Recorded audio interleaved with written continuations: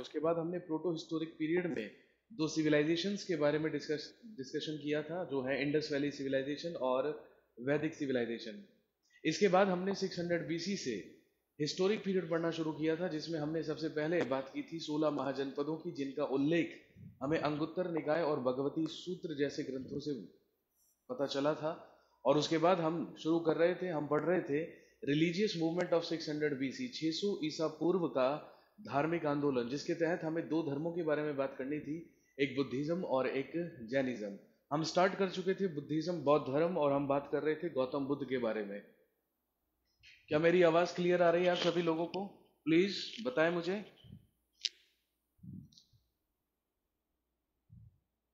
somebody saying कि आवाज नहीं आ रही है। मानव, क्या आप मेरे को सुन पा रहे हैं? Is it fine now?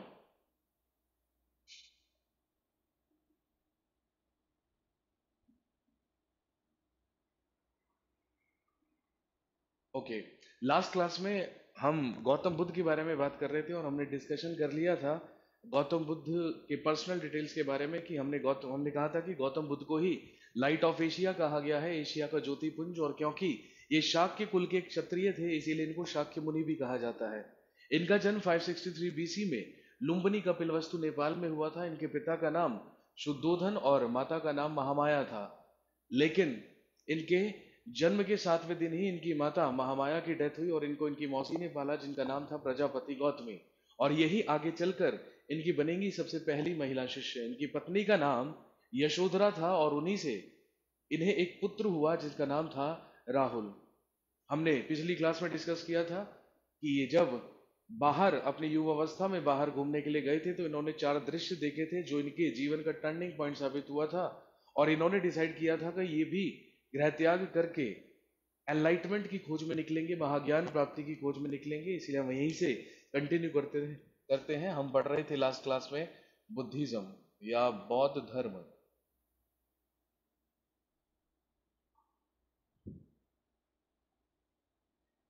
जब ये 29 वर्ष के थे, जब इनकी एज 29 ईयर्स थी, तो इन्होंने बिना किसी को घर पर बताए आधी रात को गृह त्याग कर दिया और ये अपने घर से निकल पड़े। At the age of 29 years Siddhartha left his home. 29 वर्ष की आयु में इन्होंने गृह त्याग किया, और इनके गृह त्याग करने की घटना को ही बौद्ध धर्म में कहा जाता है महाभिनिष्क्रमण। ये घटना कहलाती है महाभिनिष्क्रमण।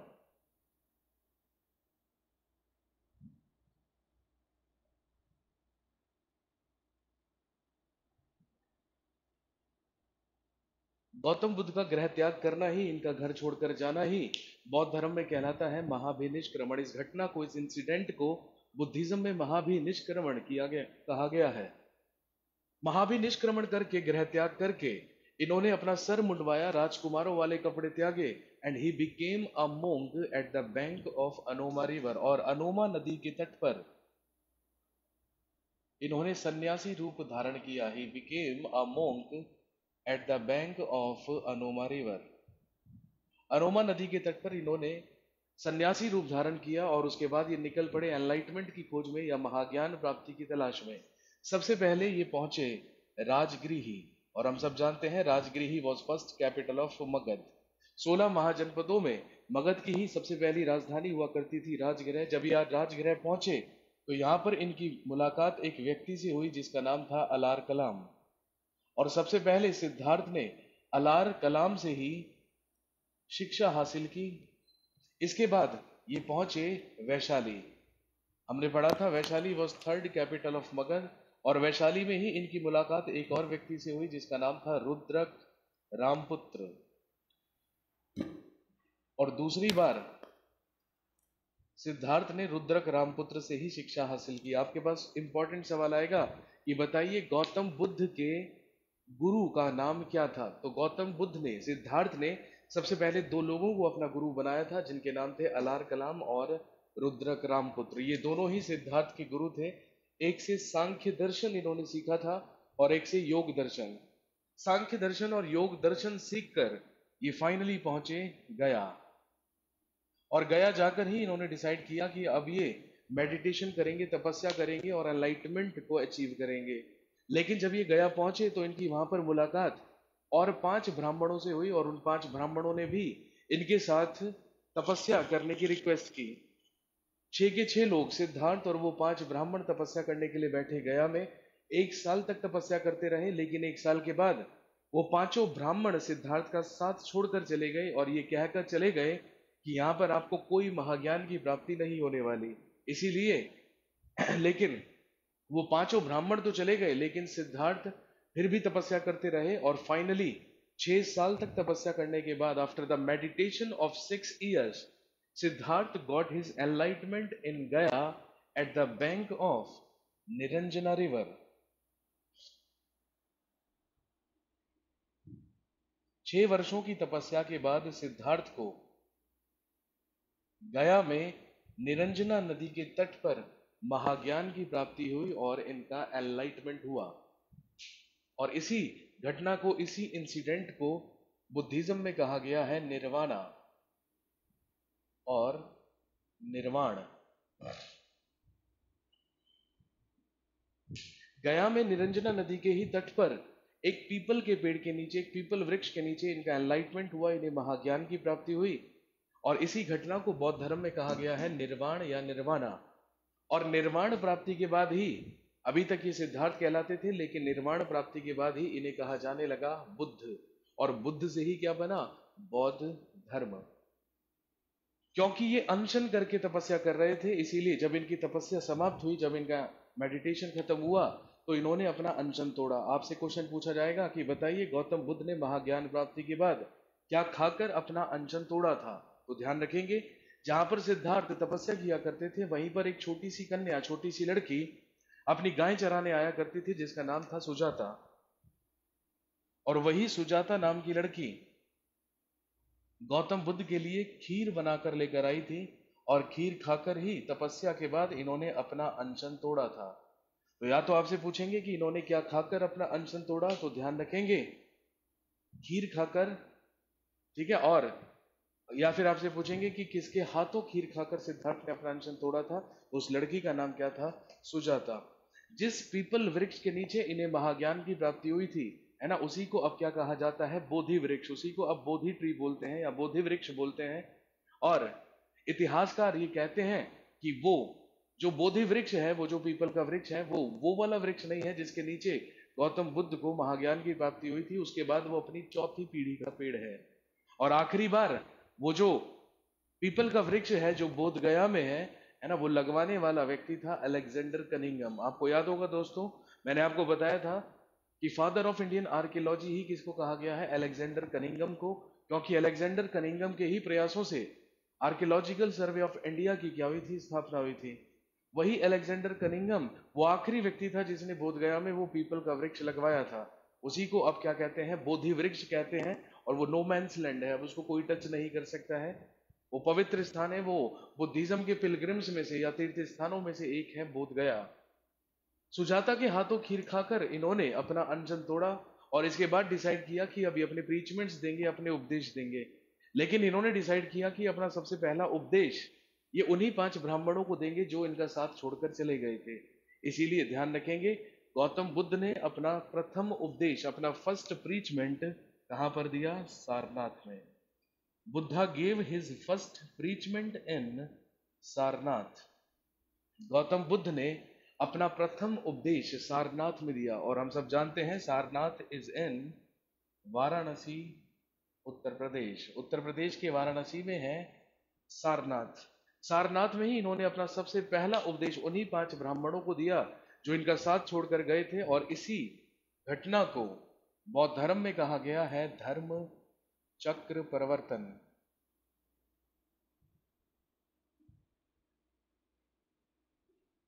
इनके प्रथम उपदेश को ही बौद्ध धर्म में कहा जाता है धर्म चक्र प्रवर्तन।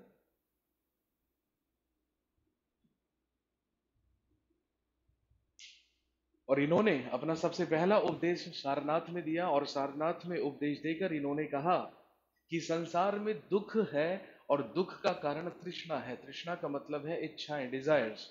और इन्होंने कहा कि लेकिन तृष्णा का निवारण, तृष्णा को खत्म करना पॉसिबल है। उसके लिए आपको 8 मार्ग अपनाने होंगे, अष्टांगिक मार्ग जिनको कहा गया है।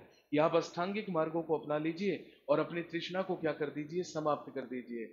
अगर आपके पास डिजायर्स ही नहीं रहेंगी, तृष्णा ही नहीं रहेगी, तो संसार में दुख भी क्या हो जाएगा, समाप्त हो जाएगा, क्योंकि दुख का कारण ही क्या होता है, डिजायर्स या इच्छाएं। और इन्होंने अपना प्रथम उपदेश देकर सारनाथ में ही एक बौद्ध संघ की स्थापना की। ही founded a Buddhist union in Sarnath. इन्होंने सारनाथ में एक बौद्ध संघ बनाया और लोगों से बौद्ध धर्म के 3 रत्न फॉलो करने के लिए कहा। और इन्होंने कहा कि बौद्ध धर्म के 3 रत्न हैं बुद्ध, संघ और धम्म। और ये डिसाइड किया गया कि जो भी व्यक्ति बौद्ध धर्म को अपनाएगा या बौद्ध धर्म का पालन करेगा, उसके लिए उसे सबसे पहले क्या करना होगा, महाभिनिष्क्रमण, मतलब गृह त्याग। और गृह त्याग वो तभी कर सकता है जब वो मिनिमम कितने साल का हो, 15 ईयर्स का। इसीलिए आपसे क्वेश्चन पूछेंगे कि बताइए बुद्धिस्ट यूनियन में एडमिशन लेने की मिनिमम आयु, मिनिमम एज कितनी हुआ करती थी, 15 years. The minimum age required to join Buddhist union was 15 years.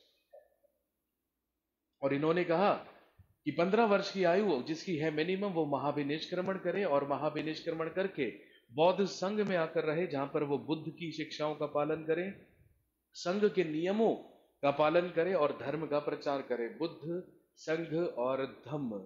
इसीलिए हम बुद्धिस्ट मोंक्स को जब देखते हैं तो वो हमेशा रिसाइट करते हुए मिलते हैं, बुद्धम शरणम गच्छामि, संघम शरणम गच्छामि और धम्मम शरणम गच्छामि। इन्होंने ये त्रिरत्न दिए बौद्ध धर्म के। आपसे क्वेश्चन पूछा जाएगा कि what was the quorum of Buddhist union, बौद्ध संघ की गणपूर्ति कितनी हुआ करती थी, और what was the quorum of Buddhist union. Quorum का मतलब होता है minimum members required to start the session. For example let's take an example of parliament. हम सब जानते हैं जब पार्लियामेंट में सत्र होता है, सेशन होता है, तो राज्यसभा और लोकसभा के मेंबर्स वहां पर पहुंचते हैं। लेकिन अगर 1/10 मेंबर्स भी लोकसभा में नहीं पहुंचते हैं तो सत्र को क्या कर दिया जाता है, स्थगित कर दिया जाता है। कहने का मतलब the minimum attendance required to start the session in the parliament is known as quorum of the parliament, या संसद की गणपूर्ति। ऐसे ही आपसे पूछेंगे कि बताइए बौद्ध संघ की गणपूर्ति कितनी हुआ करती थी, what was the quorum of Buddhist union. तो आप ध्यान रखेंगे the quorum of Buddhist union was 20 members. बौद्ध संघ की गणपूर्ति हुआ करती थी 20 सदस्य या 20 मेंबर्स। इसके बाद आपसे पूछेंगे कि बताइए गौतम बुद्ध के प्रथम शिष्य कौन थे, इन्होंने सबसे पहले अपना डिसाइपल किसे बनाया था। तो ध्यान रखेंगे गौतम बुद्ध ने सबसे पहले 2 शूद्रों को अपना शिष्य बनाया, जिनके नाम थे तपस्सु और भल्लुक।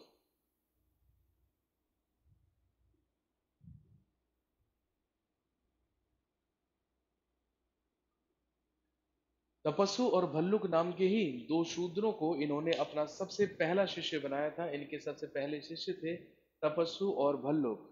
और अगर आपसे पूछे कि इनकी प्रथम महिला शिष्य कौन थी, तो हम सब जानते हैं इन्हीं की मौसी, जिनका नाम था प्रजापति गौतमी।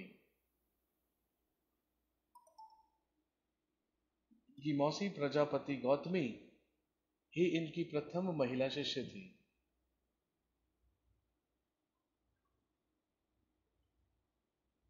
और अगर आपसे पूछें कि इनके सबसे फेमस डिसाइपल्स, इनके सबसे प्रसिद्ध शिष्य कौन हुआ करते थे, तो ध्यान रखेंगे आनंद और उपाली।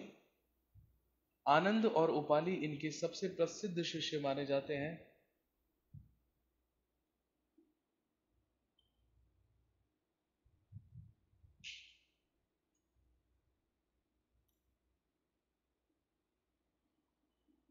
अगला पॉइंट ध्यान रखेंगे, आपसे पूछा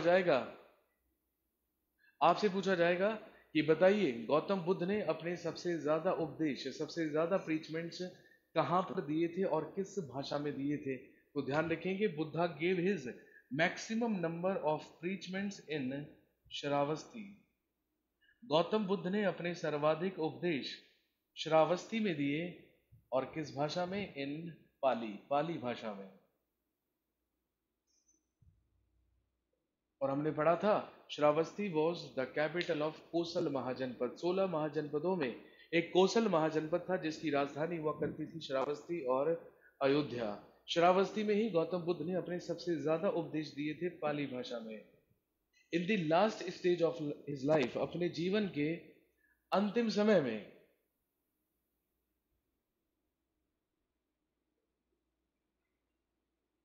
in the last stage of his life, अपने जीवन के अंतिम समय में, ही रीच्ड कुशीनगर, अपने जीवन के अंतिम समय में ये कुशीनगर पहुंचे।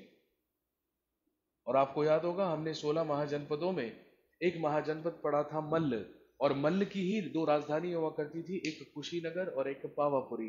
ये कुशीनगर पहुंचे जीवन के अंतिम समय में। कुशीनगर में ही इनका एक शिष्य रहा करता था जिसका नाम था सुभच्छ। आपसे पूछेंगे बताइए गौतम बुद्ध ने अपना अंतिम उपदेश, अपना लास्ट प्रीचमेंट किसको दिया था? सुभच्छ को। ध्यान रखेंगे, he gave his last preachment to Subhachha in Kushinagar. इन्होंने कुशीनगर में सुभच्छ को अपना अंतिम उपदेश दिया, और सुभच्छ को अपना अंतिम उपदेश देकर कुशीनगर में ही अपने एक और शिष्य से, अपने एक और डिसाइबल से मिलने के लिए पहुंचे, जो पेशे से एक लोहार था, और ये कहलाता था चुंद लोहार। जब गौतम बुद्ध अपने एक और शिष्य चुंद लोहार से मिलने के लिए पहुंचे, तो इसी चुंद लोहार ने इन्हें भोजन में परोसा पोर्क या सुअर का मांस। और जब इन्हें पोर्क परोसा गया या सुअर का मांस परोसा गया, तो क्योंकि इनकी एज 80 ईयर्स हो चुकी थी, ये 80 वर्ष के हो चुके थे, इसीलिए डाइजेस्ट नहीं कर पाए पोर्क, और स्मॉल इंटेस्टाइन में ही इंफेक्शन हो जाने की वजह से इन्हें क्या हुआ? डिसेंट्री।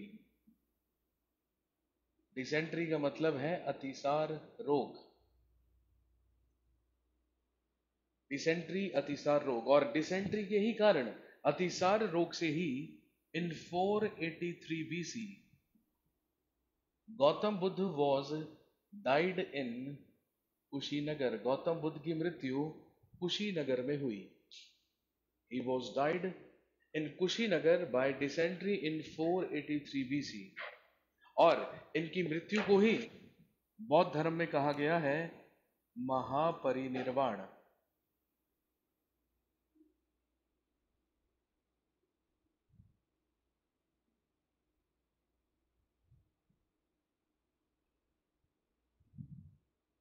इनकी मृत्यु को ही बौद्ध धर्म में कहा जाता है महापरिनिर्वाण।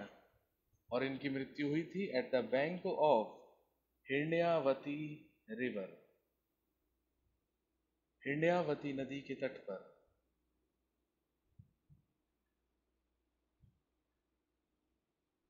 तो ध्यान रखेंगे, गौतम बुद्ध के जीवन से संबंधित 4 टर्म्स हैं। महाविनिष्क्रमण, जो इनका गृह त्याग करना है। निर्वाण, जो इनका एनलाइटमेंट, महाज्ञान प्राप्ति है। इसके बाद धर्म चक्र परिवर्तन, जो इनके प्रथम उपदेश को कहा जाता है। इसके बाद महापरिनिर्वाण, इनकी डेथ। और इनके जीवन से संबंधित 3 नदियों के नाम है अनोमा नदी, जिसके किनारे ये मोंक बने, इन्होंने सन्यासी रूप धारण किया। निरंजना नदी, जिसके किनारे इन्हें महाज्ञान की प्राप्ति हुई। और हिरण्यावती रिवर है ना, जिस नदी के किनारे इनकी मृत्यु हुई। आनंद और उपाली, जो गौतम बुद्ध के सबसे प्रसिद्ध शिष्य थे, ये गौतम बुद्ध के उत्तराधिकारी या सक्सेसर भी बनना चाहते थे। लेकिन ध्यान रखेंगे, गौतम बुद्ध ने मरने से पहले किसी को भी अपना उत्तराधिकारी या सक्सेसर घोषित नहीं किया था, बल्कि इन्होंने घोषणा की थी कि मेरे उपदेश और मेरे टीचिंग्स को ही फॉलो करके बौद्ध धर्म को फॉलो किया जाएगा। और यही कारण है कि बुद्धिज्म में, बौद्ध धर्म में हम सिर्फ एक धर्म गुरु के बारे में पढ़ते हैं, दैट इज गौतम बुद्ध। ना तो इनसे पहले कोई धर्म गुरु और ना ही इनके बाद। गौतम बुद्ध की डेथ जब हुई, तो इसके बाद सबसे बड़ा सवाल यही उठा कि अब बुद्धिज्म को फॉलो कैसे किया जाएगा।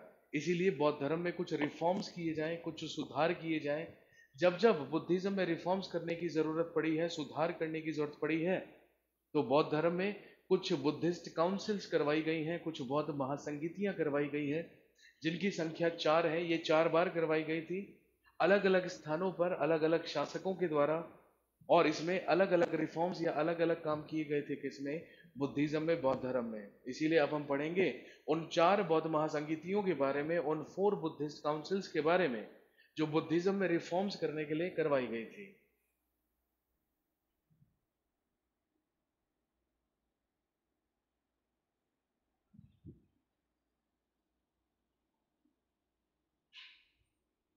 जब गौतम बुद्ध कुशीनगर पहुंचे थे तो इन्होंने अपना अंतिम उपदेश दिया था सुभज्ज को। लेकिन सुभज्ज से मिलने के बाद ये अपने एक और शिष्य के पास पहुंचे थे मिलने के लिए। इनके उस शिष्य का नाम था चुंद लोहार, उसे चुंद लोहार कहा जाता था। और उसी ने पोर्क परोसा था जिसकी वजह से डिसेंट्री हो जाने के कारण इनकी मृत्यु हो गई थी, इनकी डेथ हो गई थी, जिसको हमने बौद्ध धर्म में महापरिनिर्वाण कहा है।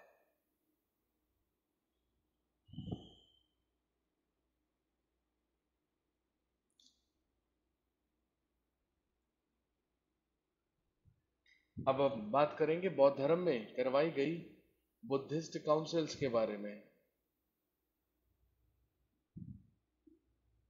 बुद्धिस्ट काउंसिल या बौद्ध महासंगीति, यहां पर लिखेंगे वर्ष, यहां पर लिखेंगे प्लेस, स्थान, यहां पर लिखेंगे रूलर या शासक, यहां पर लिखेंगे अध्यक्ष।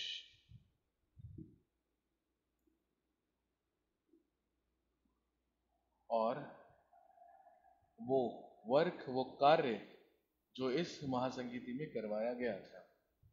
अब हम बात करेंगे उन बुद्धिस्ट काउंसिल्स के बारे में, उन बौद्ध महासंगीतियों के बारे में जो बौद्ध धर्म में रिफॉर्म्स करने के लिए है ना करवाई गई है।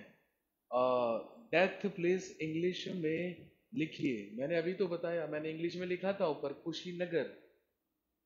At the last stage of his life he reached Kushinagar, मैंने अभी ऊपर लिखा था कि इन्होंने कुशीनगर में ही अपना लास्ट प्रीचमेंट दिया था। His death place was Kushinagar which was the capital of Malla Mahajanapada. हमने 16 महाजनपदों में मल्ल महाजनपद लिखा था जिसकी राजधानी थी Kushinagar. He was died in Kushinagar only. इसके बाद अब हम बात करेंगे सबसे पहले फर्स्ट बुद्धिस्ट काउंसिल या प्रथम बौद्ध महासंगीति, जिसका आयोजन उसी वर्ष करवाया गया जिस वर्ष डेथ हुई थी गौतम बुद्ध की, that is 483 BC, and the place was Rajagriha. इसका आयोजन राजगृही में करवाया गया और हमने पढ़ा था Rajagriha was first capital of Magadha. इसका आयोजन करवाने वाला शासक, उस समय मगध में हर्यक वंश या हर्यंका डायनेस्टी चलती थी जिसमें रूल किया करता था एक रूलर जिसका नाम था अजातशत्रु। इसका आयोजन अजातशत्रु नाम के शासक ने करवाया था और इसकी अध्यक्षता एक बौद्ध भिक्षुक ने की थी जिनका नाम था महाकश्यप।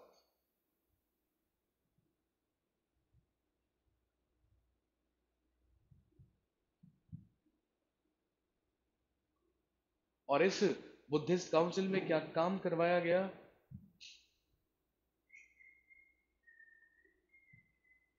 बौद्ध धर्म में, बुद्धिज्म में 2 पिटक जोड़े गए। ध्यान रखेंगे, बौद्ध ग्रंथों को ही, बुद्धिस्ट टेक्स्ट को ही क्या कहा जाता है? पिटक कहा जाता है। बौद्ध धर्म में 2 पिटक बनाए गए, एक था सुत्त पिटक और दूसरा था विनय पिटक। बौद्ध धर्म में 2 पिटक बने, एक सुत्त पिटक और दूसरा विनय पिटक।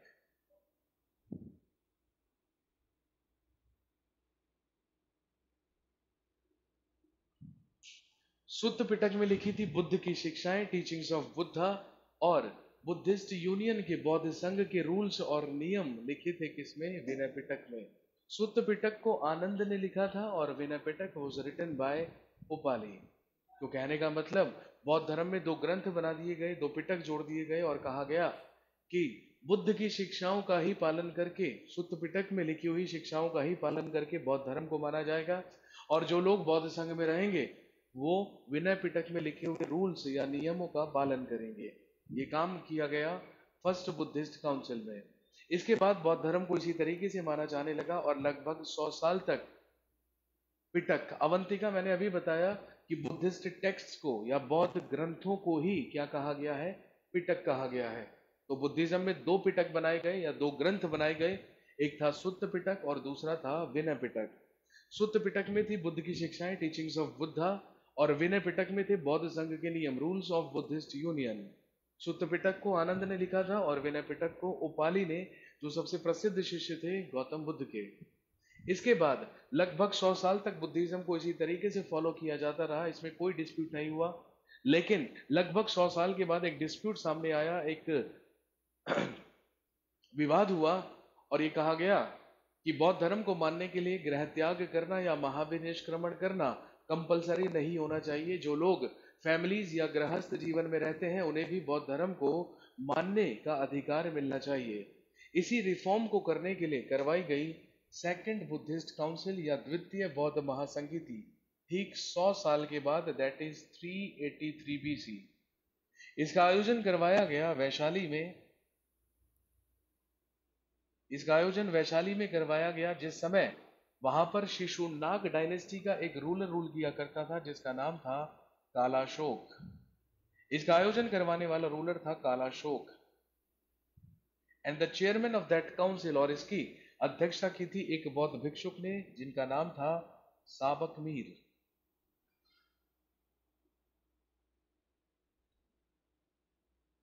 और इसमें यह काम हुआ था कि बौद्ध धर्म के जो फॉलोवर्स थे, जो अनुयायी थे, इन्हें दो तरीके दिए गए थे बौद्ध धर्म को मानने के। जो लोग गृहस्थ जीवन में या फैमिलीज में रहकर ही बौद्ध धर्म को माना करते थे वो कहलाते थे स्थावीर, और जो लोग गृह त्याग करके महाविनिष्क्रमण करके बौद्ध धर्म को फॉलो किया करते थे वो कहलाते थे महासंघिक।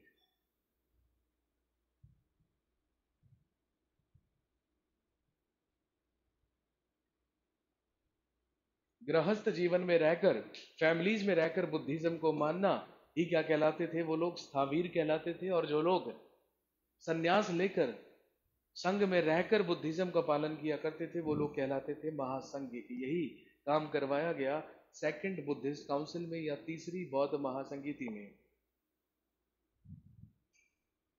इसके बाद थर्ड बुद्धिस्ट काउंसिल या तीसरी बौद्ध महासंगीति, इसका आयोजन करवाया गया 251 बीसी में, 251 ईसा पूर्व में, and the place was Pataliputra. इसका आयोजन पाटलिपुत्र में करवाया गया। इस समय मगध में चल रहा था मौर्य वंश, मौर्य डायनेस्टी, और इसका आयोजन करवाया था अशोका ने या अशोक ने, और इसकी अध्यक्षता एक बौद्ध भिक्षुक ने की थी जिनका नाम था मोगलीपुत्तिस।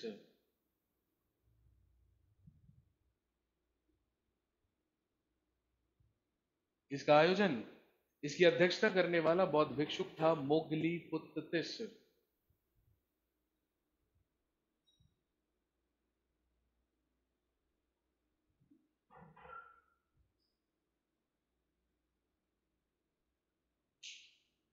और क्या काम करवाया गया, क्या वर्क हुआ इस बुद्धिस्ट काउंसिल में, तो ध्यान रखेंगे। Ashoka added third Pitaka in Buddhism. Ashok ने बौद्ध धर्म में तीसरा पिटक जोड़ा जिसका नाम था अभिधम्म पिटक।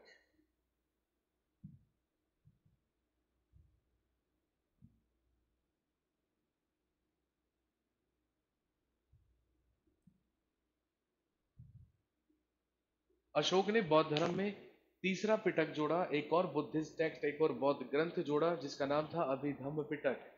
और अभिधम्म पिटक में उन सारे के सारे मोंक्स, उन सारे के सारे बौद्ध भिक्षुकों की जीवनियां लिखी थी जो कंटेम्पररी थी, जो समकालीन थे अशोक के।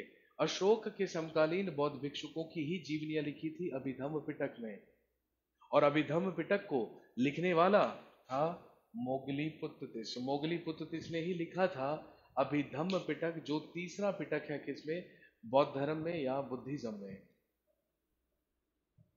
अविनाश कुमार जी, ये वैशाली गाजियाबाद वाला नहीं, ये वैशाली बिहार वाला है।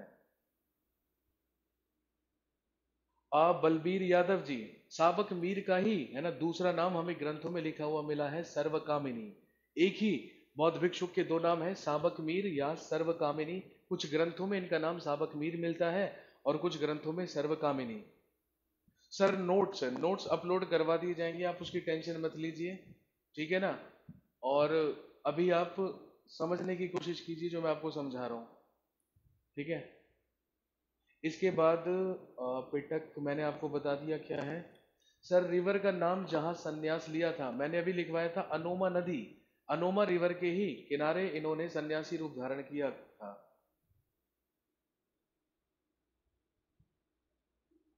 विकास जी बहुत फास्ट करा रहे हो, आपको आपको अंदाजा नहीं है कि हिस्ट्री का सिलेबस कितना है, ठीक है, और ये लिमिटेड पीरियड का आपको पता है कि मॉड्यूल है, तो इसमें है ना, आप ये मत एक्सपेक्ट कीजिए कि यहाँ पर 1 डेढ़ साल तक हिस्ट्री पढ़ाई जाएगी, क्योंकि हिस्ट्री का सिलेबस बहुत ज़्यादा है, ठीक है, और अगर इतनी स्पीड से भी नहीं चलेंगे है ना, तो फिर बहुत मुश्किल हो जाएगी।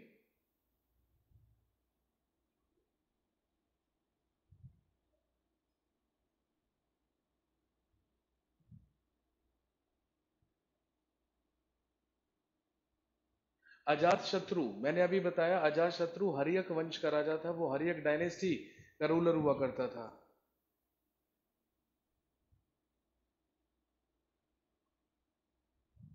गौतम बुद्ध की मृत्यु मैंने अभी आपको बताया अतिसार रोग के कारण हुई, डिसेंट्री हुआ था उन्हें, ऐसा माना गया है कि अतिसार रोग के ही कारण 483 बीसी में डेथ हुई थी गौतम बुद्ध की।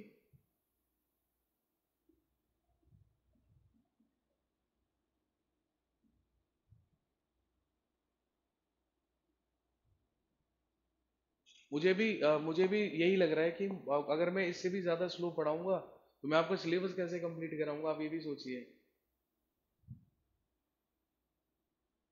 सर आज नया टॉपिक शुरू हुआ है क्या? हाँ, बस हमने पिछली क्लास में बुद्धिज्म शुरू किया था।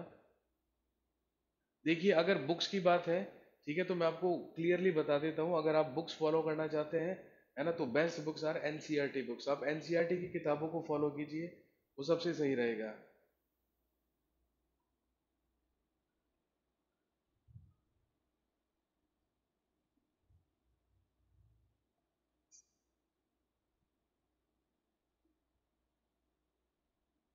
चलिए ठीक है, हम आगे बढ़ते हैं, मैं आपको अब हम बात करते हैं फोर्थ बुद्धिस्ट काउंसिल की या चौथी बौद्ध महासभा की।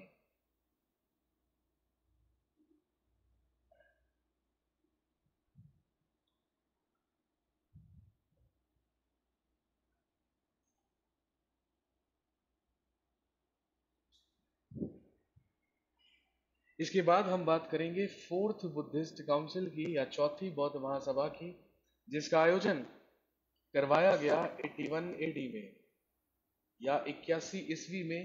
प्लेस वॉज कुंडलवन, कश्मीर, कश्मीर के कुंडलवन में आयोजन करवाया गया चौथी बौद्ध महासभा का।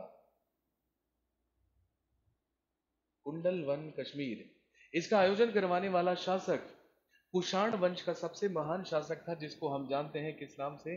कनिष्क के नाम से। इसका आयोजन कनिष्क नाम के रूलर ने करवाया था, जो कुषाण वंश का राजा था। कनिष्क के ही दरबार में दो महान बौद्ध भिक्षुक रहा करते थे, जिनके नाम थे वसुमित्र और अश्वघोष। इसकी अध्यक्षता इसकी अध्यक्षता वसुमित्र के द्वारा की गई थी। इसकी अध्यक्षता की थी वसुमित्र ने, और इसमें एक उपाध्यक्ष भी थे, एक वाइस चेयरमैन भी थे, और इसके उपाध्यक्ष थे अश्वघोष। ये दोनों वो महान बौद्ध भिक्षुक थे जो कनिष्क के दरबार में कुषाण वंश में रहा करते थे। वसुमित्र और अश्वघोष, अध्यक्ष वसुमित्र थे और इसकी उपाध्यक्षता की थी किसने? अश्वघोष ने। कार्य, सबसे इंपॉर्टेंट काम फोर्थ बुद्धिस्ट काउंसिल में ही हुआ, ध्यान रखेंगे। Buddhism was divided into two communities, बौद्ध धर्म दो समुदायों में विभाजित हुआ, एक कहलाए हीनयान बुद्धिस्ट और दूसरे कहलाए महायान बुद्धिस्ट। हीनयान और महायान में डिवाइड हुआ बुद्धिज्म। बौद्ध धर्म में दो कम्युनिटीज बन गई, बिल्कुल वैसे ही जैसे हम इस्लाम में मुस्लिम्स में पढ़ेंगे शिया और सुन्नी, है ना, जैसे बुद्धिज्म में हीनयान महायान, जैनिज्म में श्वेतांबर और दिगंबर। तो जो बौद्ध धर्म था वो दो कम्युनिटीज में डिवाइड हो गया, वो दो समुदायों में बट गया, एक कहलाए हीनयान बुद्धिस्ट और दूसरे कहलाए महायान बुद्धिस्ट। और हीनयान और महायानों में फर्क क्या है, सबसे पहले इसको समझेंगे, ध्यान रखेंगे। जो हीनयान्स होते हैं वो मूर्ति पूजा में विश्वास नहीं करते हैं, दे do not believe in statue worship. लेकिन जो महायान बुद्धिस्ट होते हैं वो गौतम बुद्ध की मानव रूप में मूर्ति बनाकर उनकी पूजा करते हैं, उन्हें पूजते हैं। दूसरा जो डिफरेंस है, जो हीनयान है, ये गौतम बुद्ध को केवल एक महापुरुष मानते हैं, लेकिन महायान ऐसा कहते हैं कि नहीं, वो महापुरुष नहीं, वो भगवान थे, उनके पास दैवीय शक्तियां थी। हीनयान ऐसा मानते हैं, हीनयानों के लिए कोई भी तीर्थ स्थान नहीं होता, there is no pilgrim for Hinayanas. लेकिन महायान 4 तीर्थ स्थान मानते हैं, जो गौतम बुद्ध के जीवन से जुड़े 4 स्थान है, 4 प्लेसेस हैं। सबसे पहला तीर्थ स्थान बुद्धिज्म में होता है लुम्बिनी, क्योंकि यहाँ पर जन्म हुआ था गौतम बुद्ध का। दूसरा पिलग्रिम, दूसरा तीर्थ स्थान है बोध गया, क्योंकि यहाँ पर इन्हें एनलाइटमेंट हुआ, महाज्ञान की प्राप्ति हुई। तीसरा पिलग्रिम है सारनाथ, क्योंकि यहाँ पर इन्होंने अपना प्रथम उपदेश दिया। और चौथा पिलग्रिम है कुशीनगर, क्योंकि यहाँ पर डेथ हुई थी, मृत्यु हुई थी गौतम बुद्ध की। इन्हीं 4 जगहों को बुद्धिज्म में क्या माना गया है? 4 पिलग्रिम्स ऑफ बुद्धिज्म, बौद्ध धर्म के 4 तीर्थ स्थान इनको माना गया है। और एक और चीज ध्यान रखेंगे, हीनयान और महायानों में से इस विश्व में महायानों की संख्या ज्यादा है। हीनयान केवल 3 जगहों पर मिलते हैं, श्रीलंका, इंडोनेशिया और म्यांमार। बाकी पूरे एशियन कंट्रीज में बोलबाला है किसका? महायान बुद्धिस्ट का। और सबसे बेसिक सा डिफरेंस ये है कि मूर्ति पूजा में विश्वास नहीं करते होते हैं हीनयान, लेकिन महायान गौतम बुद्ध को मानव रूप में मूर्ति बनाकर उनकी पूजते हैं। इसीलिए आपसे क्वेश्चन पूछा जाएगा कि बताइए भारतीय इतिहास में मानव रूप देकर किस महापुरुष की मूर्ति सबसे पहले पूजी गई थी? He was Gautam Buddha. गौतम बुद्ध की ही मूर्ति इतिहास में मानव रूप में सबसे पहले पूजी गई थी। तो ये है बुद्धिज्म, और ये है बुद्धिज्म से जुड़ी है ना 4 बुद्धिस्ट काउंसिल्स, जिसमें ये सारे के सारे क्या हुए हैं? रिफॉर्म्स हुए हैं। आप फटाफट से मुझे क्वेश्चन पूछिए, उसके बाद है ना हम स्टार्ट करते हैं जैनिज्म।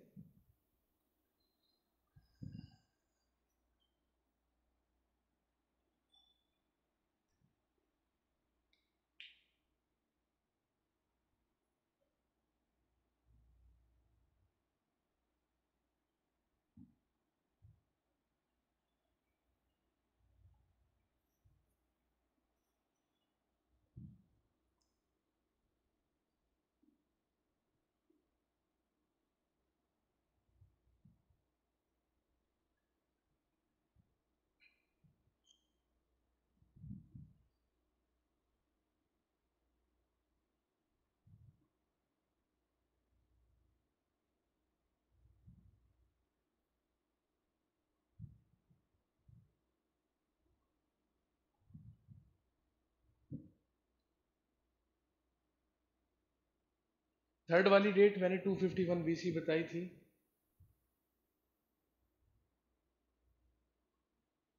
सीडीएस के लिए मैं आपको पिछली क्लास में भी बता चुका हूँ। सीडीएस के लिए आप एनसीईआरटी की किताबों को फॉलो कीजिए। सबसे ज्यादा आपको जो सीडीएस, जो यूपीएससी का आप एग्जाम देंगे, उसमें सारे के सारे क्वेश्चंस आपको एनसीईआरटी रिलेटेड मिलेंगे। हीनयान्स की मैंने बताया था, श्रीलंका, इंडोनेशिया और म्यांमार में मिलते हैं बेसिकली हीनयान्स। और एसएससी में इतना डीप आता है क्या हिस्ट्री सर? ये बेहद है ना बिल्कुल जेन्युइन सवाल है। ठीक है, आप बेफिक्र रहिए। ठीक है, क्योंकि एसएससी ना बहुत ऊपर ऊपर से और बहुत ही कॉमन कॉमन से आपसे सवाल पूछेगा।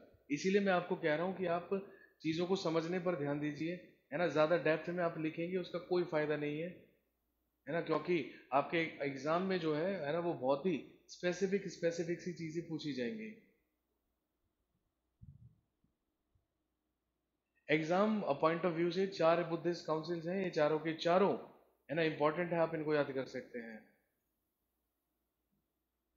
Current affairs, Ruby current affairs के लिए ठीक है आप कोई भी मैगजीन फॉलो कर सकते हैं। मार्केट में 2 मैगजीन्स हैं, एक घटना चक्र की दृष्टि और एक परीक्षा मंथन। ये 2 मैगजीन्स हैं जो आप करंट अफेयर्स के लिए फॉलो कर सकते हैं।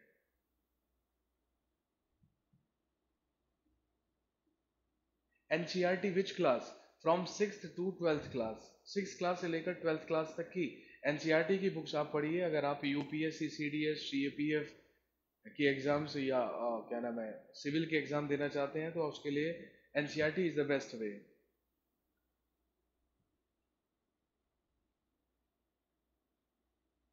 अवंतिका, अगर आप आज आज आपकी पहली क्लास है तो आप जो इससे पहली क्लासेस हुई हैं आप उनके वीडियोस गो थ्रू कीजिएगा प्लीज़, आप वो वीडियोस देख लीजिएगा। तो जो हम ऑलरेडी कर चुके हैं है ना, वो आपको उससे डेफिनेटली बेनिफिट हो जाएगा, और जो भी आपको प्रॉब्लम होगी या जो भी आपका डाउट होगा वो आप उससे पूछ लीजिएगा, नॉट एन इश्यू।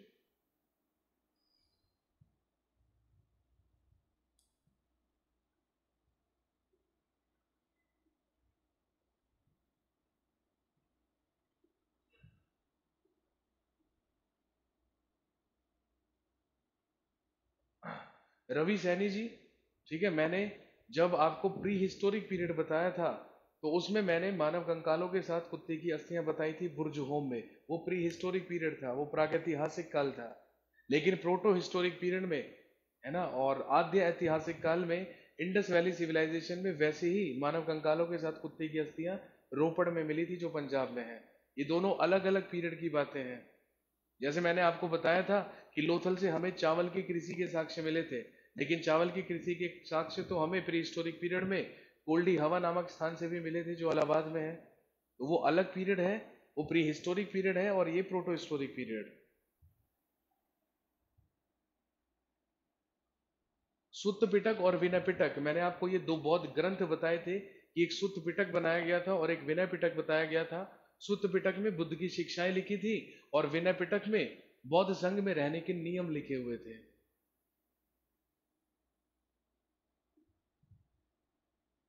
अगर आपने लूसेंट नहीं पढ़ी है तो Lucent is a nice book, आप लूसेंट से भी पढ़ सकते हैं।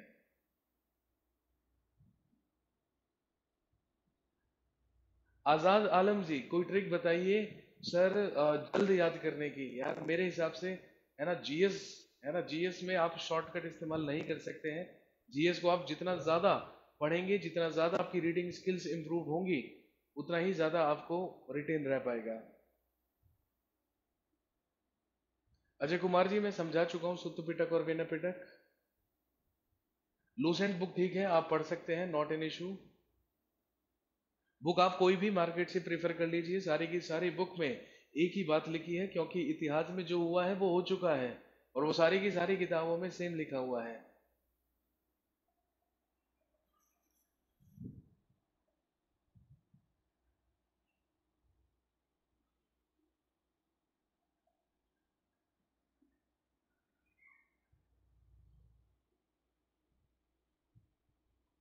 चलिए, मेरी आवाज की भी तारीफ हो गई, मेरी आवाज की तारीफ करने का शुक्रिया बहुत बहुत Maddy, thank you so much.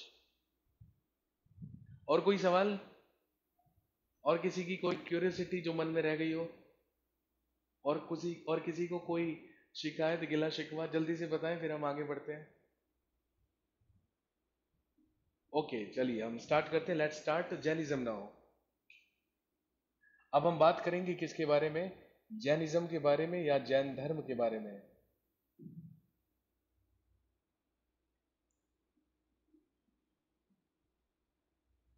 Jainism या जैन धर्म, थोड़ा सा कॉन्सेप्ट अलग है बुद्धिज्म से। बुद्धिज्म में, है ना, जहां हमने सिर्फ एक धर्म गुरु के बारे में बात की, गौतम बुद्ध के बारे में, तो वहीं दूसरी तरफ जैन धर्म में या जैन मान्यताओं के अनुसार ऐसा माना गया है कि जैन धर्म में 24 धर्म गुरु हुए हैं, जिनको कहा गया है जैन धर्म के 24 तीर्थंकर।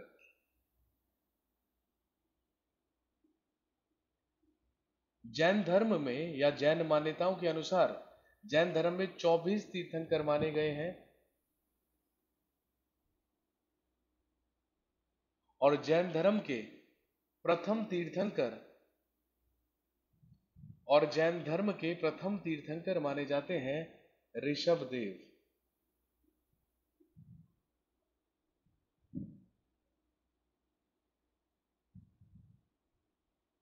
जैन धर्म के सबसे पहले तीर्थंकर माने गए हैं ऋषभ देव, लेकिन ऋषभ देव की ऐतिहासिकता सिद्ध नहीं है, इस बात के हमारे पास कोई प्रमाण नहीं है।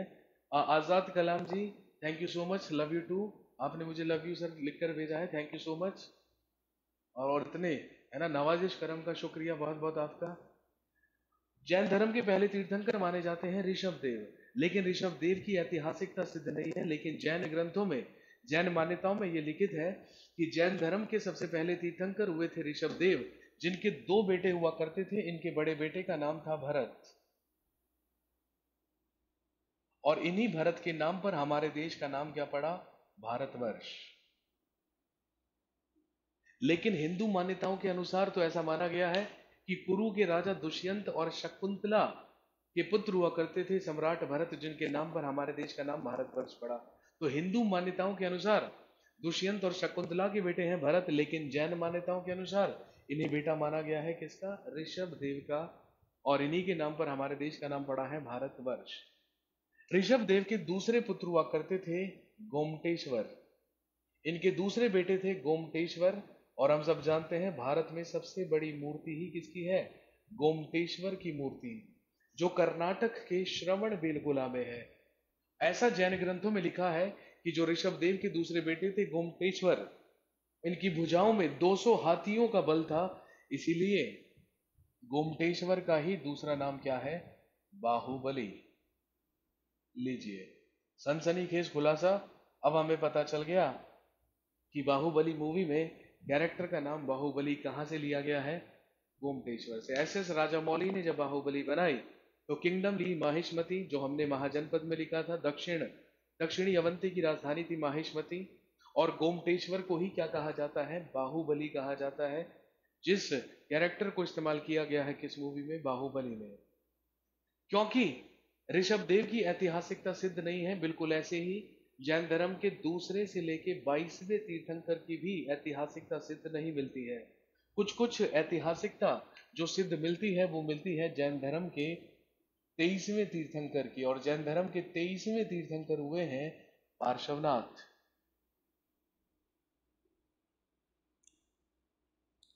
जैन धर्म के 23वें तीर्थंकर हुए हैं पार्श्वनाथ। इनकी कुछ कुछ ऐतिहासिकता सिद्ध मिलती है, लेकिन जैन ग्रंथों में ऐसा लिखा है कि पार्श्वनाथ की मृत्यु 100 वर्ष की आयु में हुई थी, एक पर्वत पर जिसका नाम था सम्मेद पर्वत या सम्मेद हिल। और महावीर स्वामी के जन्म से लगभग 250 साल पहले ही ये 100 वर्ष की आयु में मर चुके थे, इनकी मृत्यु हो चुकी थी। कहने का मतलब पार्श्वनाथ भी कितने पुराने हैं? महावीर स्वामी के जन्म से लगभग 350 साल पहले जन्म हुआ हुआ किसका? पार्श्वनाथ का। पार्श्वनाथ ने ही जैन धर्म में 4 महाव्रत दिए थे, और इन्होंने कहा था कि आप इन 4 महाव्रतों को फॉलो कीजिए, यही 4 महाव्रत फॉलो करना शॉर्टकट है मोक्ष प्राप्ति का। और ये 4 महाव्रत थे। सबसे पहला सत्य या ट्रुथ, दूसरा अहिंसा या नॉन वायलेंस, तीसरा अस्तेय। अस्तेय का मतलब होता है चोरी ना करना, मतलब नॉन स्टीलिंग। और चौथा अपरिग्रह। अपरिग्रह का मतलब होता है किसी भी प्रॉपर्टी को या किसी भी सांसारिक वस्तु को इकट्ठा करके ना रखना, मतलब नॉन पोजेशन।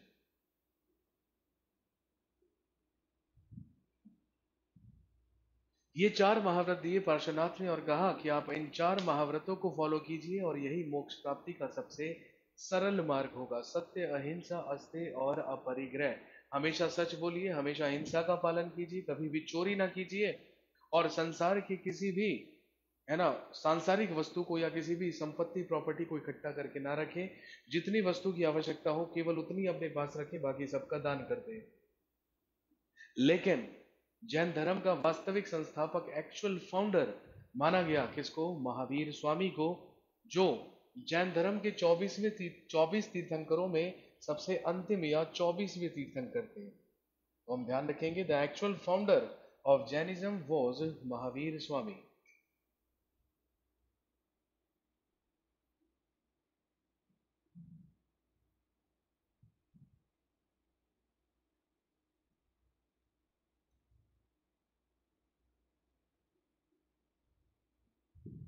महावीर स्वामी का जन्म 540 बीसी में, 540 ईसा पूर्व में वैशाली के कुंड ग्राम में हुआ।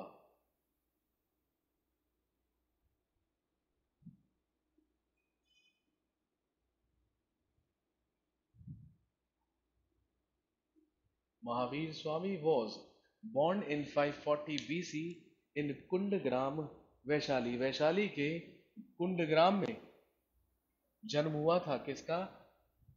महावीर स्वामी का। और हम सब जानते हैं his childhood name was Vardhaman. इनके बचपन का नाम वर्धमान था। His childhood name was Vardhaman. इनके बचपन का नाम वर्धमान था। His father was Siddhartha. इनके पिता का नाम सिद्धार्थ था, जो ज्ञात्रिक कुल के एक क्षत्रिय थे। और इनकी माता का नाम था त्रिशला। इनकी माता का नाम त्रिशला था, जो लिच्छवी वंश के थे।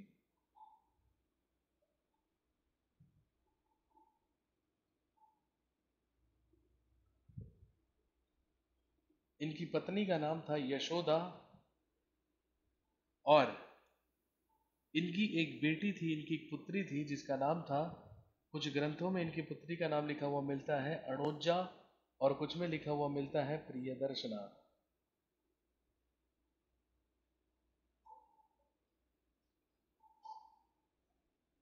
अणोजा या प्रियदर्शना।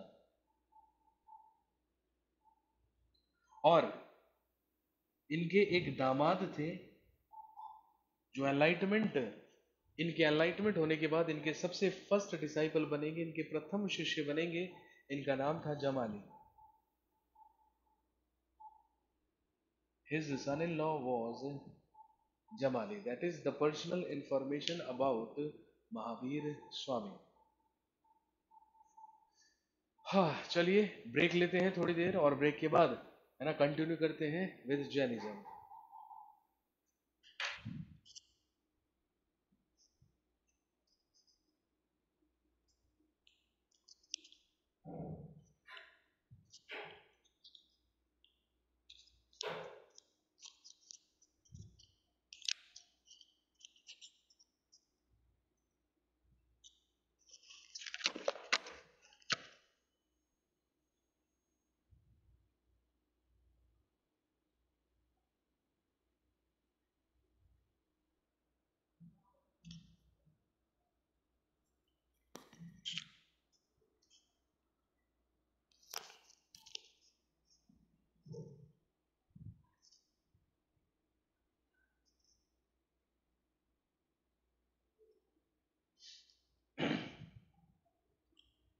हाँ जी, वेलकम बैक।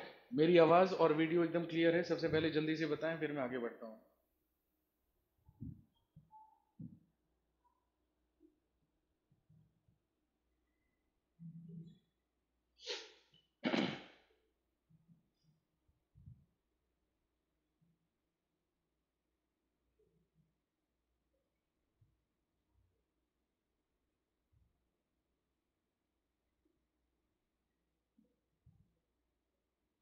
ओके, चलिए स्टार्ट करते हैं, कंटिन्यू करते हैं।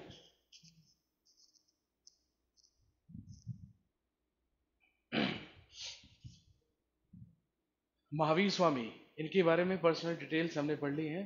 अब हम बात करते हैं इनके एनलाइटमेंट के बारे में।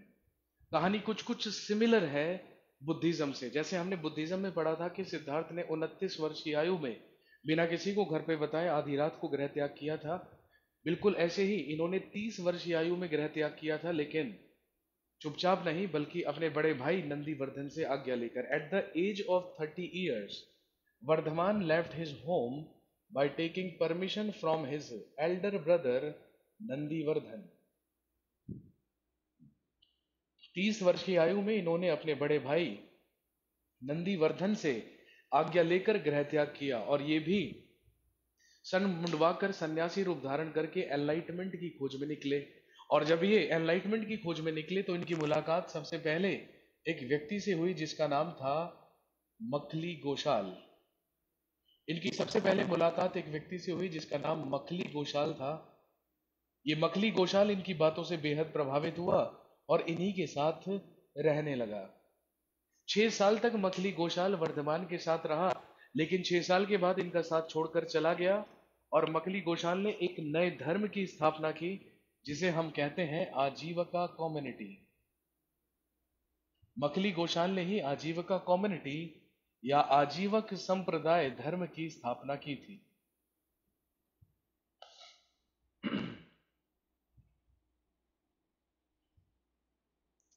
लेकिन आजीवक संप्रदाय जैन धर्म और बौद्ध धर्म से कैसे अलग था, ये हम सबसे पहले जानेंगे। बौद्ध धर्म और जैन धर्म दोनों कर्मवादी धर्म माने गए हैं और ऐसा माना गया है कि जैसा आप कर्म करेंगे वैसा ही उसका आपको फल मिलेगा। लेकिन दूसरी तरफ एक भाग्यवादी धर्म था आजीवक संप्रदाय, और इसमें माना जाता था कि जो आपके भाग्य में होगा वो आपको मिलेगा, चाहे आप उसके लिए कर्म करें या ना करें। और यही कारण है आजीवक संप्रदाय धर्म बहुत ज्यादा समय तक नहीं चला और ये बहुत जल्दी ही विलुप्त हो गया। लेकिन आपसे क्वेश्चन, दो इंपॉर्टेंट क्वेश्चन बनेंगे। या तो आपसे पूछा जाएगा who was the founder of Ajivika community, he was Makali Goshal. या फिर आपसे पूछेंगे कि बताइए आजीवक संप्रदाय धर्म को मानने वाला फेमस रूलर कौन था। तो ध्यान रखेंगे, मौर्य वंश में अशोक का पिता Bindusara was the follower of Ajivika community. Ajivaka संप्रदाय धर्म को मानने वाला शासक था Bindusara. And we all know that Bindusara was the ruler of Mauryan empire और मौर्य डायनेस्टी। लंबे समय तक तपस्या करते रहे Vardhaman, and after the meditation of 12 years, 12 वर्षों तक तपस्या करने के बाद Vardhaman got his enlightenment in Jumbhik Gram. Vardhaman got his enlightenment in Jumbhik Gram at the bank of Rijupalika river.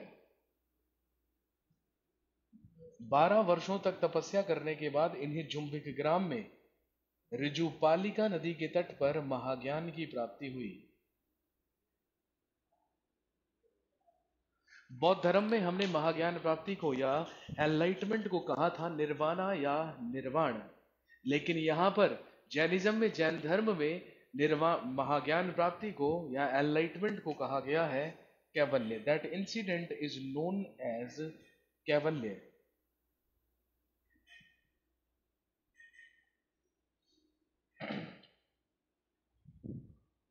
और क्योंकि वर्धमान का कैवल्य हुआ, इसीलिए कैवल्य प्राप्त करने के ही बाद इन्हें कहा जाने लगा केवलिन। कहने का मतलब महावीर स्वामी का ही एक और नाम क्या है, केवलिन। और क्योंकि इन्होंने अपनी इंद्रियों पर विजय हासिल की थी, तो विजेता का मतलब, विनर का मतलब ही क्या होता है, जिन। महावीर स्वामी का ही एक और नाम है जिन, और इन्हीं का एक और नाम है निर्ग्रंथ। बंधनों से मुक्त व्यक्ति ही क्या कहलाता है, निर्ग्रंथ। तो महावीर स्वामी के ही और 3 नाम है, केवलिन, जिन और निर्ग्रंथ। जैसे बुद्ध से बना बुद्धिज्म या बौद्ध धर्म, बिल्कुल वैसे ही जिन से बना है जैनिज्म या जैन धर्म। ये जो शब्द है जैन, ये बना ही किससे है, जिन से, क्योंकि जिन ही एक नाम था किसका, महावीर स्वामी का। कैवल्य प्राप्ति के बाद इन्होंने अपना सबसे पहला शिष्य अपने ही दामाद को बनाया, जिनका नाम था Jamali. His first disciple was Jamali, and his first female disciple या प्रथम महिला शिष्य, हिज फर्स्ट फीमेल डिसाइपल यानी कि प्रथम महिला शिष्य हुई Chandana. Chandana was his first female disciple. इनकी सबसे पहली महिला शिष्य हुई या फर्स्ट फीमेल डिसाइपल हुई चंदना।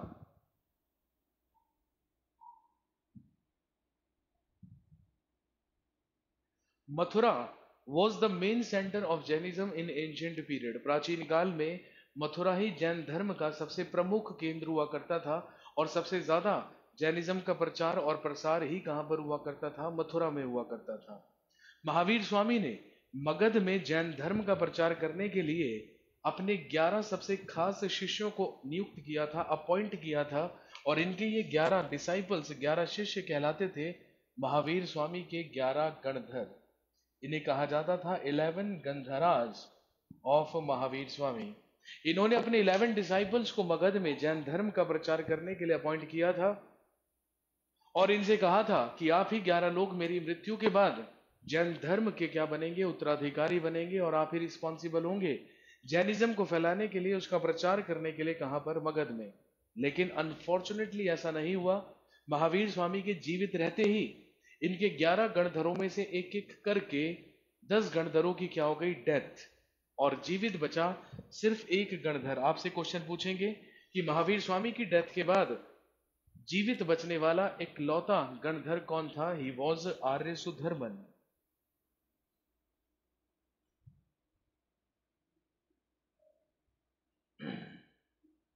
ही वॉज आर्य सुधर्मन। और महावीर स्वामी की डेथ के बाद यही आर्य सुधर्मन बना first chairman of Jain union, Jain संघ का प्रथम अध्यक्ष।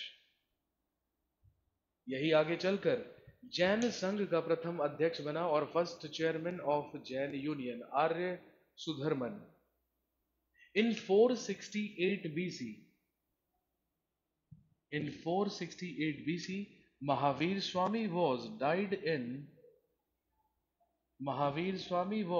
in Pavapuri। 468 ईसा पूर्व में महावीर स्वामी की मृत्यु पावापुरी में हुई। और हमने लिखा था कि 16 महाजनपदों में मल्ल महाजनपद की ही दूसरी राजधानी क्या हुआ करती थी? पावापुरी। तो गौतम बुद्ध की डेथ हुई कुशीनगर में और महावीर स्वामी की डेथ हुई पावापुरी में। और इन दोनों ही जगहों, ये दोनों ही जगहें किस महाजनपद में हुआ करती थी? मल्ल महाजनपद में। मल्ल की ही पहली राजधानी थी कुशीनगर और दूसरी राजधानी थी पावापुरी। लेकिन महावीर स्वामी की डेथ के बाद सक्सेसरशिप को लेकर, उत्तराधिकार को लेकर कोई भी डिस्प्यूट नहीं था, क्योंकि इनकी डेथ के बाद इन्हीं का इकलौता जीवित बचा गणधर जैन संघ का प्रथम अध्यक्ष बना और जैन संघ में अध्यक्ष होने लगे और उन्हीं के हिसाब से जैन धर्म को फॉलो किया जाने लगा। लगभग 150 साल तक जैनिज्म में, जैन धर्म में कोई भी डिस्प्यूट नहीं हुआ। लेकिन जैनिज्म में जो सबसे पहला डिस्प्यूट सामने आया वो आया लगभग 300 बीसी में या 300 ईसा पूर्व में। और वो विवाद क्या था, वो डिस्प्यूट क्या था, वो हम जानेंगे सबसे पहले, क्योंकि उसी की वजह से करवाई जाएगी फर्स्ट जैनिज्म काउंसिल या प्रथम जैन महासंगीति।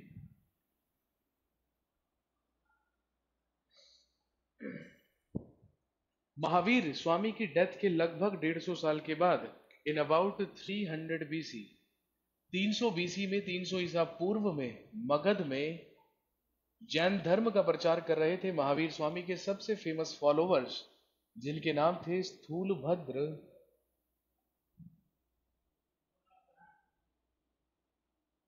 और दूसरे थे भद्रबाहु।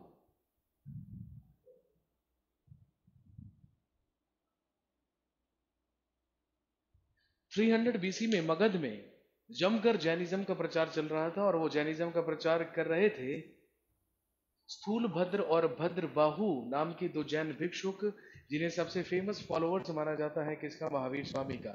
लेकिन 300 बीसी में मगध में एक अकाल पड़ा, एक ड्रॉट पड़ा जो 12 साल तक चला और अकाल की ही वजह से मगध में लोगों की मृत्यु होने लगी, मगध में लोग मरने लगे। और जब मगध में लोगों की डेथ होने लगी तो इसी बात से दुखी होकर, परेशान होकर भद्रबाहु स्थूलभद्र के पास गए और भद्रबाहु ने स्थूलभद्र से कहा कि हमें अपने अपने डिसाइपल्स को लेकर मगध से किसी सुरक्षित स्थान पर चले जाना चाहिए, हमें मगध छोड़ देना चाहिए। But Sthulabhadra denied. इन्होंने कहा कि मैं मगध छोड़कर कहीं भी नहीं जाऊंगा, चाहे मृत्यु हुई क्यों ना हो जाए। इसीलिए दोनों के बीच में एक डिस्प्यूट हुआ, एक विवाद हुआ और इसी विवाद को सॉर्ट आउट कराने के लिए करवाई गई first Jainism council. First Jainism council या प्रथम जैन महासंगीति।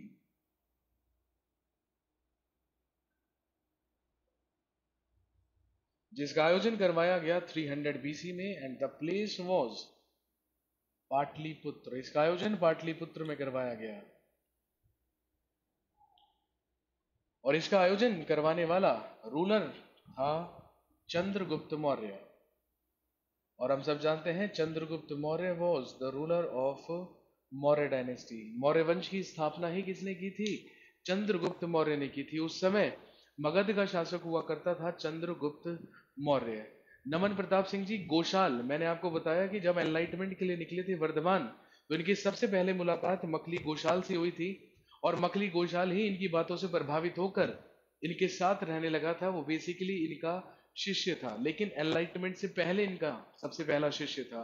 एनलाइटमेंट के बाद तो इन्होंने अपने दामाद को पहला शिष्य बनाया था, जिनका नाम जमाली था, है ना। तो यू कैन से दैट कि जो मकली गोसाल है वो भी इनका एक डिसाइपल था, स्टूडेंट था, लेकिन एनलाइटमेंट होने से पहले 6 साल तक इनके साथ रहा था, और उसके बाद इनका साथ छोड़कर चला गया था, और उसने एक नए धर्म की स्थापना कर ली थी, जिसको हमने आजीवक संप्रदाय कहा। इस जैनिज्म काउंसिल का आयोजन करवाने वाला था चंद्रगुप्त मौर्य, और इसकी अध्यक्षता कर रहे थे स्थूलभद्र।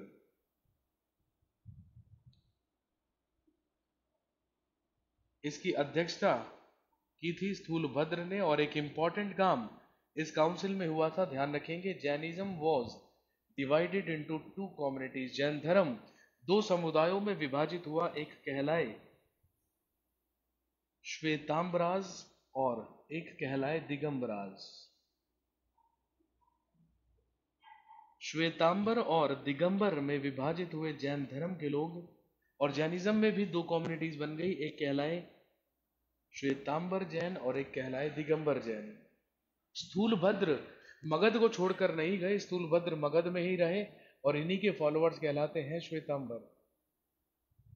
लेकिन भद्रबाहु अपने शिष्यों को लेकर एक सुरक्षित स्थान पर चले गए, कर्नाटक के श्रवणबेलगोला। ये अपने डिसाइपल्स, अपने शिष्यों को लेकर चले गए कर्नाटक के श्रवणबेलगोला, और क्योंकि और भद्रबाहु के ही फॉलोअर्स क्या कहलाए हैं, दिगंबर। और एक और चीज ध्यान रखेंगे, क्योंकि चंद्रगुप्त मौर्य भी भद्रबाहु का डिसाइपल था, भद्रबाहु का शिष्य था, इसीलिए चंद्रगुप्त मौर्य ने भी अपना साम्राज्य, अपना सिंहासन अपने बेटे बिंदुसार को दिया, और चंद्रगुप्त मौर्य भी एक जैन भिक्षुक बनकर भद्रबाहु के साथ चला गया। कहां पर? श्रवणबेलगोला। और जब ये श्रवणबेलगोला गया तो चंद्रगुप्त मौर्य ने 2 ही साल के बाद संलेखन किया, और संलेखन करने के ही कारण या संथारा करने के ही कारण चंद्रगुप्त मौर्य की मृत्यु हुई।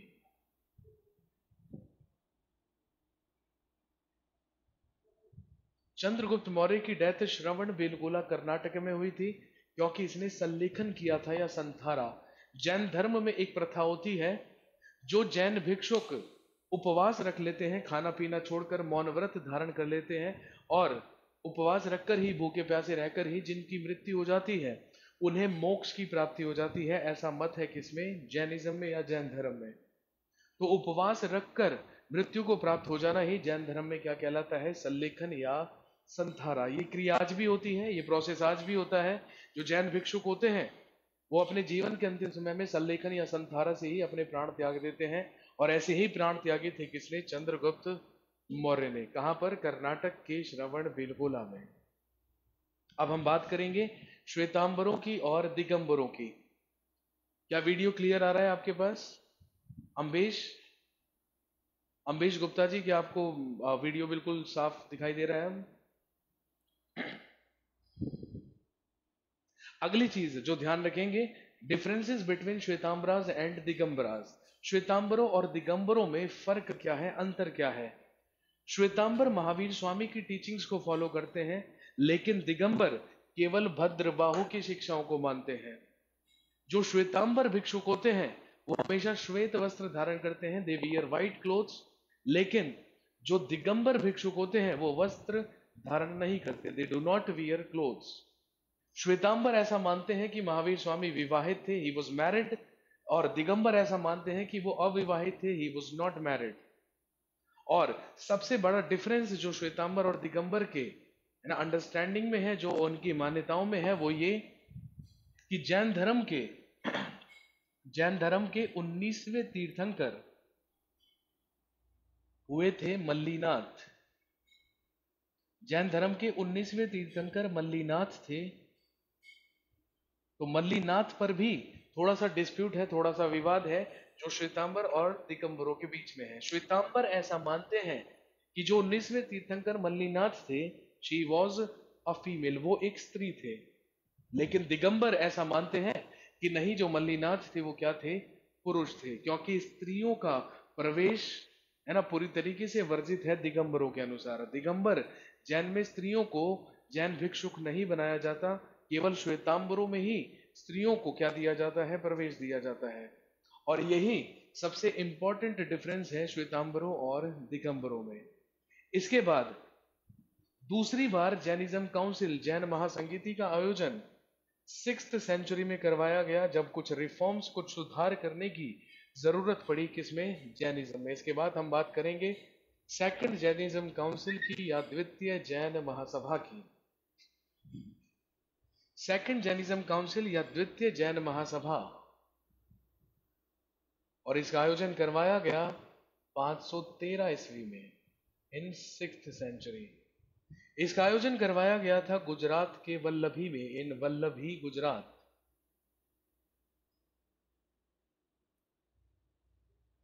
लेकिन किस शासक ने इसका आयोजन करवाया, इसके बारे में कोई जानकारी नहीं मिलती है। इसकी अध्यक्षता की थी एक बौद्ध भिक्षुक ने, जिनका नाम था देवर्धि क्षमाश्रमण।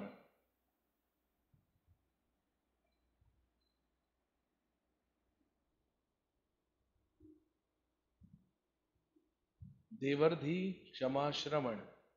और इसमें कार्य हुआ था teachings of Jainism. Teachings of Jainism were scripted.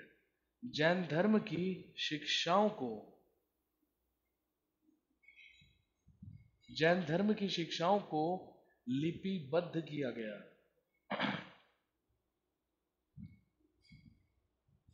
अभी तक जैन धर्म की जितनी भी टीचिंग्स थी, जितनी भी शिक्षाएं थी, वो पर्सन टू पर्सन ही क्या की जा रही थी, ट्रांसफर की जा रही थी। लेकिन उन्हें सबसे पहले लिखा गया था, स्क्रिप्टेड किया गया था सेकंड जैनिज्म काउंसिल में, जिसका आयोजन करवाया गया था 513 ईस्वी में। That's all about Jainism. ये आपको पढ़ना है किसमें, जैनिज्म में। तो हमने रिलीजियस मूवमेंट में दो धर्मों के बारे में बात करी, एक बुद्धिज्म और एक जैनिज्म। आप फटाफट से क्वेश्चन पूछिए, उसके बाद हम अगला टॉपिक शुरू करते हैं जो है राइज ऑफ मगध। और राइज ऑफ मगध टॉपिक में हम स्टार्ट करेंगे उन डायनेस्टीज के बारे में, उन राजवंशों के बारे में जिनकी शुरुआत भी कहां से हुई थी, मगध से हुई थी।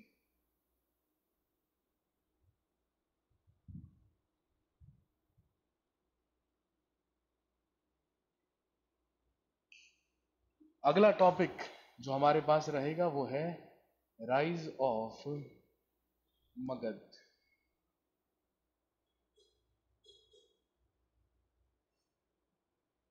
मगध का उत्कर्ष।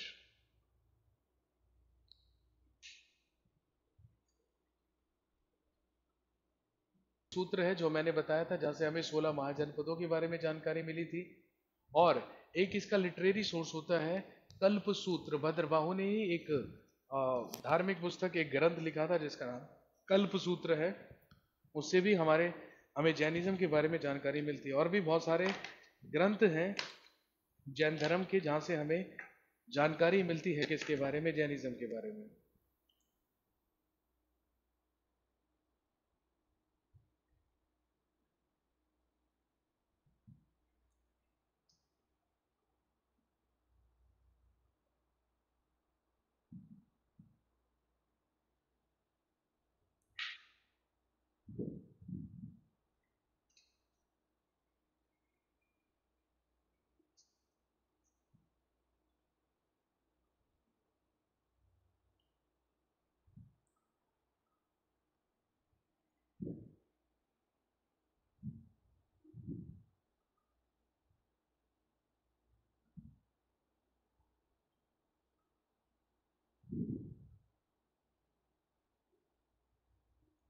अजय कुमार जी, हिंदू धर्म के बारे में हम बात करेंगे मेनली जब हम गुप्त काल पढ़ेंगे, जब हम गुप्ता पीरियड के बारे में बात करेंगे। ठीक है, तो वहीं पर रिबर्थ होगा हिंदुइज्म का, तो उसके बारे में हम बात उसी वाले टॉपिक में करेंगे।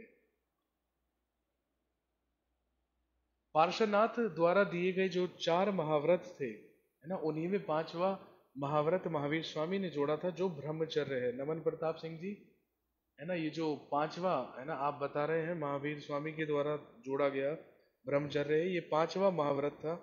क्योंकि पार्श्वनाथ के द्वारा दिए गए 4 महाव्रत माने जाते हैं और महावीर स्वामी के द्वारा 5। तो 4 वही थे जो पार्श्वनाथ ने दिए थे, 5वां इन्होंने सिर्फ उसमें ऐड किया था, ब्रह्मचर्य।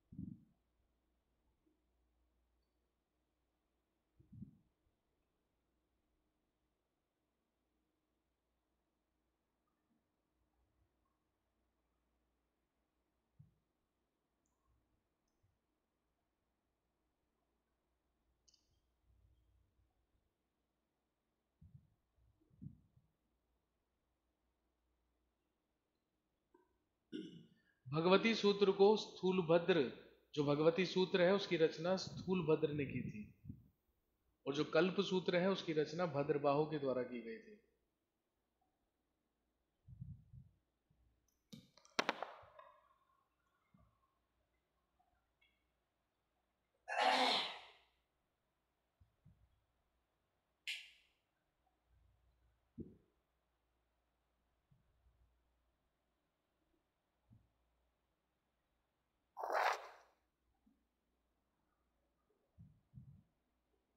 एंशियंट इंडिया में आपको डेट्स है ना याद नहीं करनी है। आप अगर आप डेट्स को लेकर थोड़ा सा डरे हुए हैं या आप चिंतित हैं तो आप बिल्कुल भी टेंशन मत लीजिए। आपको एंशियंट इंडिया में डेट्स याद करने की बहुत rarest of the rare case में ऐसा हो सकता है कि आपसे कोई तारीख पूछ ली जाए, अदरवाइज एंशियंट इंडिया में डेट्स वगैरह नहीं पूछी जाती हैं।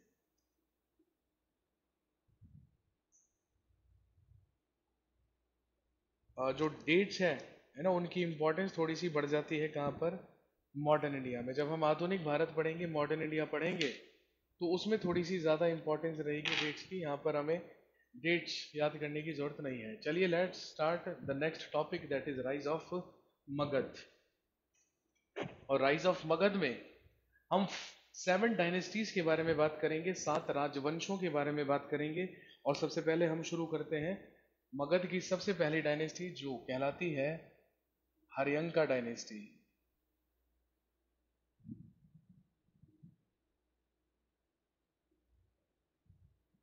हर्यंका डायनेस्टी या हर्यक वंश।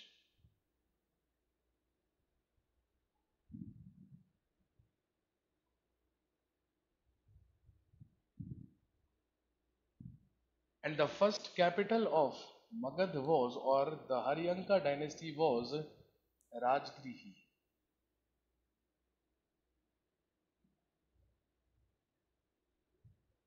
हमारे देश में राजवंशों की शुरुआत मगध से ही हुई और मगध में सबसे पहला वंश, सबसे पहली डायनेस्टी आई हर्यंका डायनेस्टी या हर्यक वंश, लगभग 544 ईसा पूर्व से लेकर 412 ईसा पूर्व तक। And the founder of this dynasty was Bimbisara. Bimbisara नाम के ही एक शासक ने स्थापना की थी मगध में हर्यक वंश की।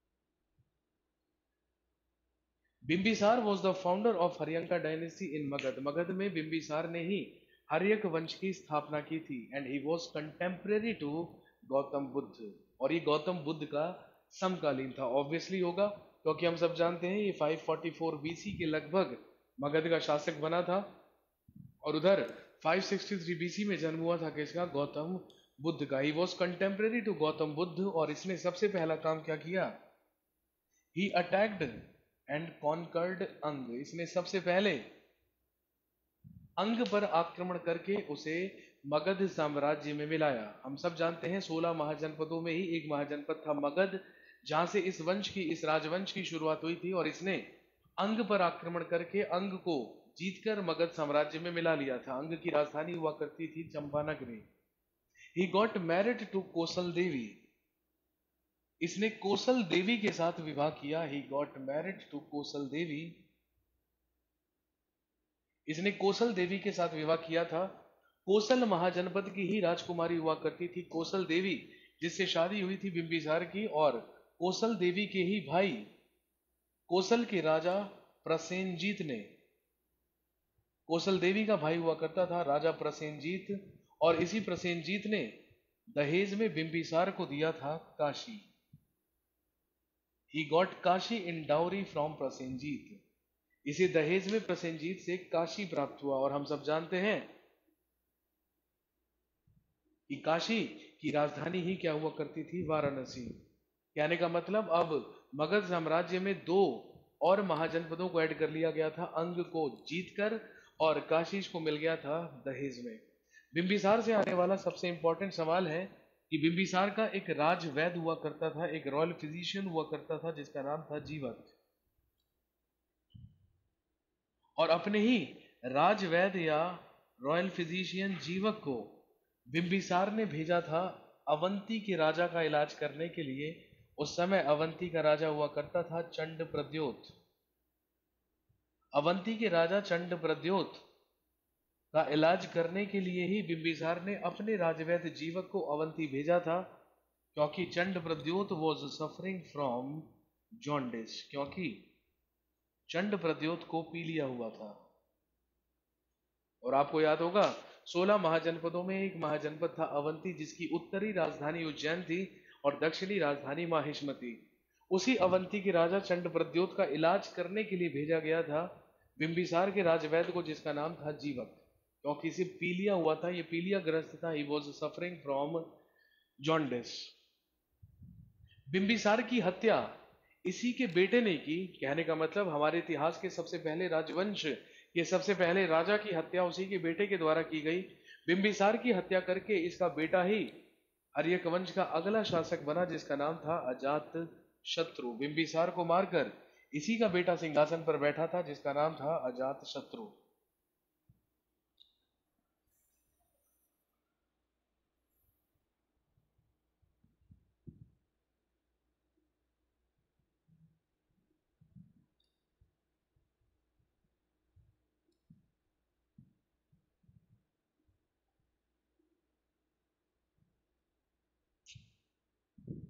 अगला शासक हुआ अजात शत्रु।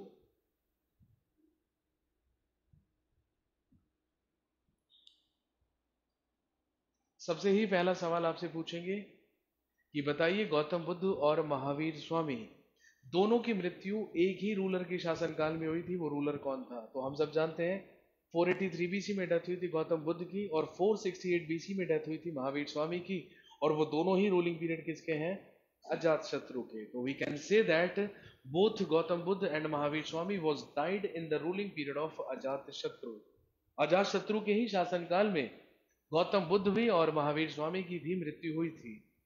अजात शत्रु ने वज्जी पर आक्रमण करके इसे मगध साम्राज्य में मिलाया था। हमने पढ़ा था कैपिटल ऑफ वज्जी वॉज विदेह और मिथिला। वज्जी महाजनपद की राजधानी विदेह और मिथिला हुआ करती थी, और इसने वज्जी पर ही अटैक करके उसको मगध साम्राज्य में मिलाया था। अजात शत्रु ने ही युद्ध में दो नए तरीके के हथियारों का, दो नए वेपन्स का इस्तेमाल करना शुरू किया था। नमन प्रताप सिंह जी, ठीक है, आप बोल रहे हैं कि लिखने तो दिया करो, आप लिख क्यों रहे हैं? मेरे को तो ये समझ में नहीं आता। जब आपके पास नोट्स अपलोडेड हैं तो आप लिख किस खुशी में रहे हैं, ये बताइए। आपने नोट्स बनाने के लिए ऑनलाइन पोर्टल ज्वाइन किया है? मेरे भाई नोट्स तो मार्केट में बने बनाए मिलते हैं ना। इतिहास की किताब उठाइए जो मैं आपको लिखवा रहा हूँ, है ना, ये मैं अपने मन से स्टोरी नहीं बना रहा हूँ, ये सारी की सारी किताबों में लिखी हुई है। तो आप इसको लिख क्यों रहे हैं, मेरे को ये समझ में नहीं आ रहा, है ना। अगर आपको लिखना है तो मैंने नोट्स अपलोड क्यों करवाए? मुझे नोट्स अपलोड करवाने की क्या जरूरत है अगर आपको सारा का सारा लिखना है साथ में? This is not classroom and you are not, है ना, स्टडिंग इन स्कूल, है ना। आप बड़े हो चुके हैं। आर यू ग्रेजुएट नमन प्रताप सिंह? क्या आप ग्रेजुएट हैं? अगर आप ग्रेजुएट हैं तो मेरे हिसाब से आपका मेंटल डेवलपमेंट इतना हो चुका होगा कि दिस इज कोचिंग मेरे भाई, है ना। This is not spoon feeding. मैं स्पून फीडिंग नहीं करूंगा यहाँ पर, ठीक है। मुझे समझ में ही नहीं आ रहा कि आप क्या लिखना चाह रहे हैं और ऐसा इसमें आप क्या लिख रहे हैं, ठीक है, जो आपको नहीं समझ में आ रहा। है ना, नोट्स अपलोडेड हैं यार, नोट्स में सारी की सारी चीजें लिखी हुई हैं। अगर हैंड रिटन से ज्यादा समझ में आता है नमन प्रताप सिंह जी, तो go and take offline class, आप क्लासरूम में बैठ के पढ़िए। ठीक है, ऑनलाइन क्लास में आप क्या आप एक्सपेक्ट कैसे कर सकते हैं कि आप सारी की सारी चीजें लिख लेंगे? और अगर फिर भी आपको लिखनी है तो पहले स्टेनो सीखिए। स्टेनो सीखेंगे तो उसमें आपकी स्पीड तेज रहेगी और आप बहुत तेजी से लिख पाएंगे। ठीक है ना, क्योंकि यार ये स्पून फीडिंग नहीं है, आप स्कूल में थोड़ी पढ़ रहे हैं कि आपको लिखना है पहले रंग बिरंगे पेन इस्तेमाल करके। ठीक है, उसकी कोई जरूरत नहीं है। सिलेक्शन लेने आए हो या आप यहाँ पे नोट्स बनाने के लिए आए हो, ये बताइए? है ना, नोट्स वोट्स बनाने से कोई फायदा नहीं होगा। नोट्स तब तक बेकार है जब तक आपको चीजें याद ना हो। है ना, आप नोट्स बना लीजिए रंग बिरंगे, है ना, पेन्स का इस्तेमाल करके। अगर रजिस्टर खो गया तो जीवन नर्क हो जाएगा। इसलिए बेटर है रजिस्टर भरने से, है ना, ज्यादा बेटर है कि उसको अपने दिमाग में भरने की कोशिश कीजिए, क्योंकि सिलेक्शन उसी से होगा। इसके बाद अजात शत्रु ने वज्जी महाजनपद पर अटैक किया और इसको मिला लिया किसमें? मगध में। अजात शत्रु ने ही अपने शासनकाल से दो नए तरीके के वेपन्स को इस्तेमाल करना शुरू किया, और इन वेपन्स के नाम थे, एक हुआ करता था रथ मूसल, और दूसरा हुआ करता था महाशिला कंटक। इसी ने ही रथ मूसल और महाशिला कंटक नाम के दो हथियारों का इस्तेमाल करना शुरू किया था। और ये सबसे पहले करने वाला ही कौन था? अजात शत्रु।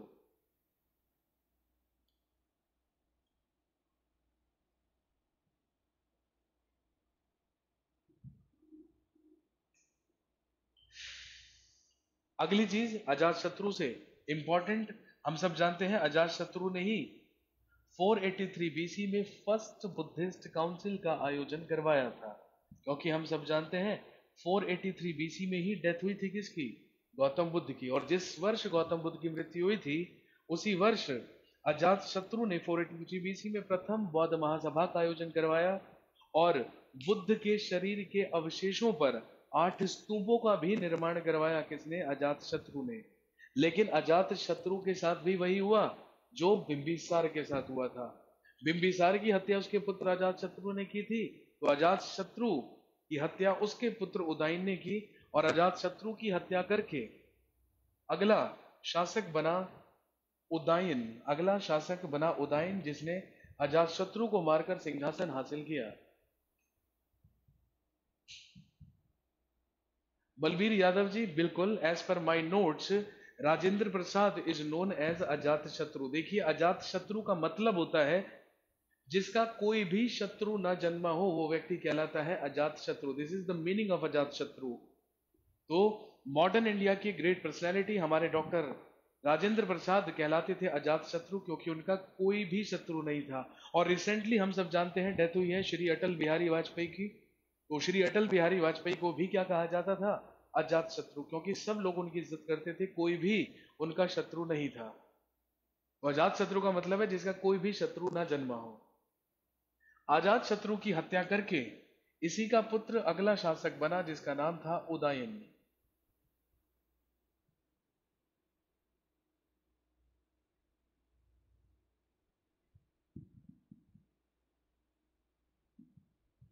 एक ही इंपॉर्टेंट क्वेश्चन बनेगा उदयन से, आपसे पूछा जाएगा who was the founder of Patliputra? Udayan founded a new city named Patliputra.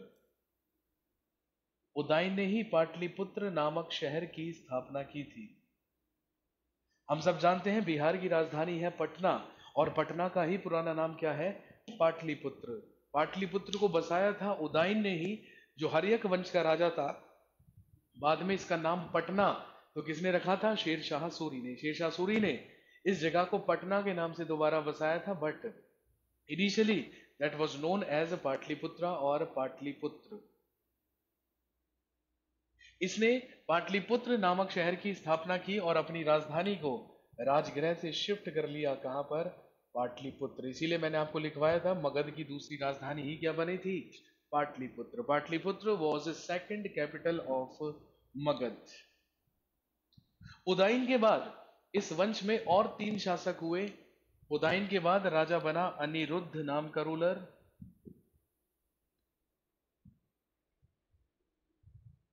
Anirudh के बाद शासक बना मुंडक नाम का रूलर।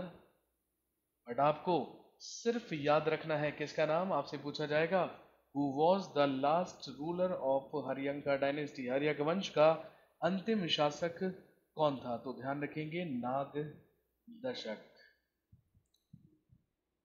नाग दशक was the last ruler of Haryanka dynasty, Haryak वंश का अंतिम शासक नाग दशक हुआ।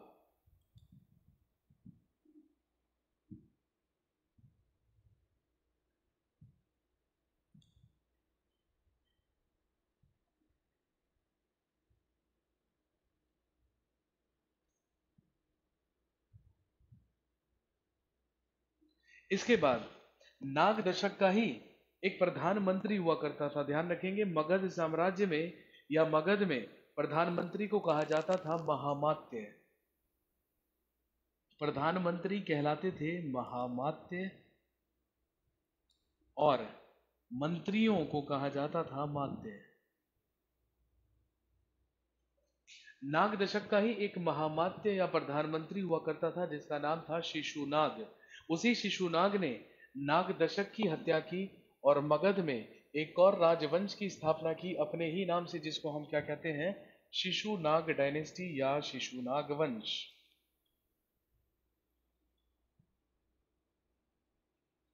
मगध का अगला राजवंश हुआ शिशुनाग डायनेस्टी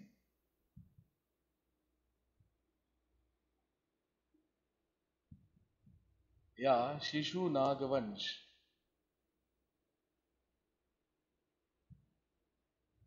लगभग 412 बीसी से 344 बीसी तक। And the founder of this dynasty was a ruler named Shishunaga.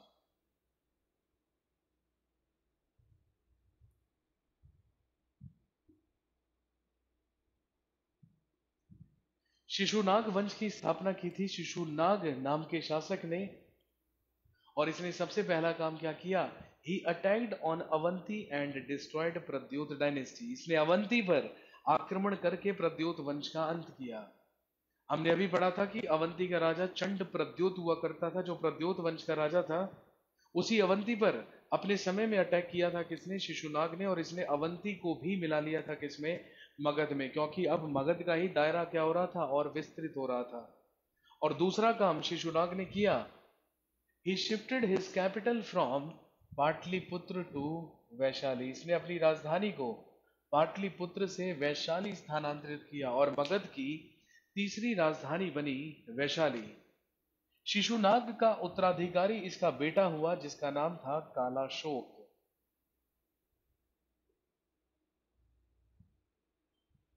He was succeeded by his son जिसका नाम था कालाशोक। इसका उत्तराधिकारी इसका पुत्र कालाशोक हुआ।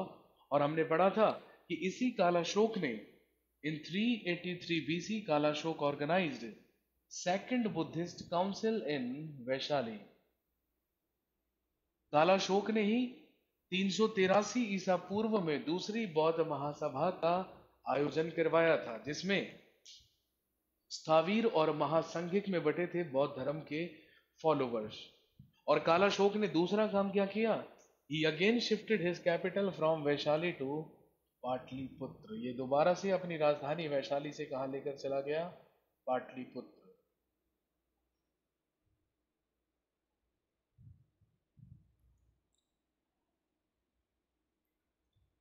और अगली चीज ध्यान रखेंगे, the last ruler of Shishunaga dynasty was Nandivardhan. Shishunaga वंश का अंतिम शासक हुआ नंदीवर्धन। और इसी नंदीवर्धन की हत्या इसी के एक सचिव ने, इसी के एक सेक्रेटरी ने की थी जिसका नाम था महापद्मनंद। और उसी ने मगध के तीसरे राजवंश की स्थापना की थी which was known as Nanda dynasty, जिसको नंद वंश कहा जाता है, जिसमें हम पढ़ेंगे महापद्मनंद और घनानंद के बारे में। और ये घनानंद वही रूलर होगा जिसके रूलिंग पीरियड में हिंदुस्तान में आकर अटैक कौन करेगा, अलेक्जेंडर द ग्रेट या सिकंदर महान। शिशुनाग डायनेस्टी के बाद अगली डायनेस्टी जिसने रूल किया मगध में वो थी नंदा डायनेस्टी या Nandvansh.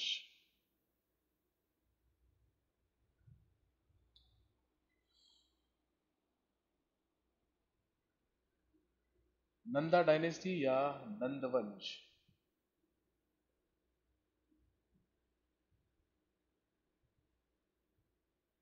And the founder of Nanda dynasty was Mahapadmananda.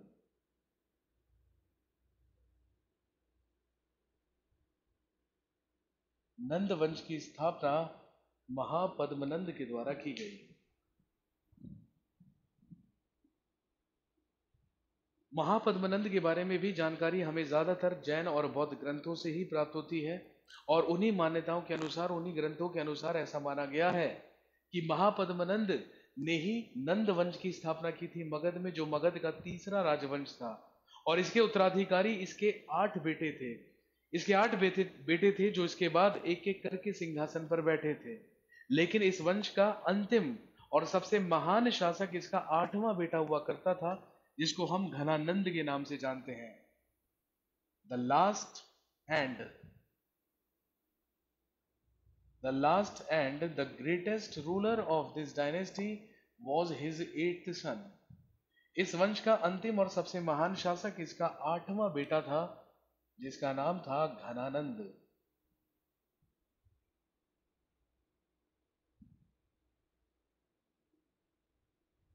इस वंश का सबसे महान और आखिरी शासक था घनानंद, जो इसका 8वें नंबर का बेटा था। और क्योंकि भारतीय इतिहास में घनानंद ने ही सबसे पहले स्थायी सेना रखी थी या स्टैंडिंग आर्मी रखी थी, इसीलिए Ghananand is known as first samrat of India.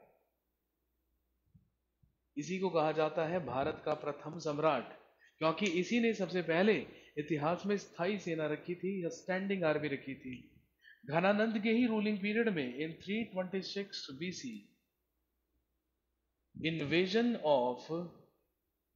Invasion of Alexander was happened. इसी के शासनकाल में 326 ईसा पूर्व में भारत में सिकंदर का आक्रमण हुआ। इसी के शासनकाल में इंडिया में अटैक करने के लिए आया था अलेक्जेंडर या सिकंदर। और हम सब जानते हैं Alexander was a Greek ruler, ये एक यूनानी शासक था जो घनानंद के रूलिंग पीरियड में आया था इन 326 BC। इसी घनानंद की हत्या चंद्रगुप्त मौर्य के द्वारा की गई थी। और किसकी मदद से? चाणक्य की मदद से। हम सब जानते हैं घनानंद के ही दरबार में उसके महामात्य हुआ करता था चाणक्य, लेकिन क्योंकि घनानंद ने एक बार बेइज्जत करके चाणक्य को निकाला, इसीलिए उसी चाणक्य ने अपने ही एक शिष्य चंद्रगुप्त मौर्य से हत्या करवाई घनानंद की। और चंद्रगुप्त मौर्य ने ही घनानंद की हत्या करके मगध के सबसे इंपॉर्टेंट और सबसे बड़े राजवंश की स्थापना की, जिसको हम कहते हैं मौर्य डायनेस्टी या मौर्य वंश। आज की कहानी यहीं पर रोकेंगे।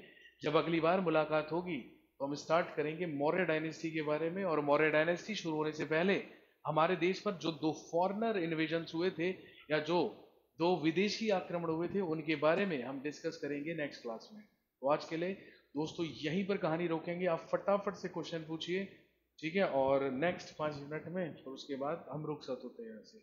चलिए जी, रक्षाबंधन की हार्दिक शुभकामनाएं आप सभी लोगों को, ठीक है? और नेक्स्ट वीक जब हमारी क्लास होगी तो वहीं से हम आगे बढ़ते हैं। चलिए, तब तक के लिए गुड बाय।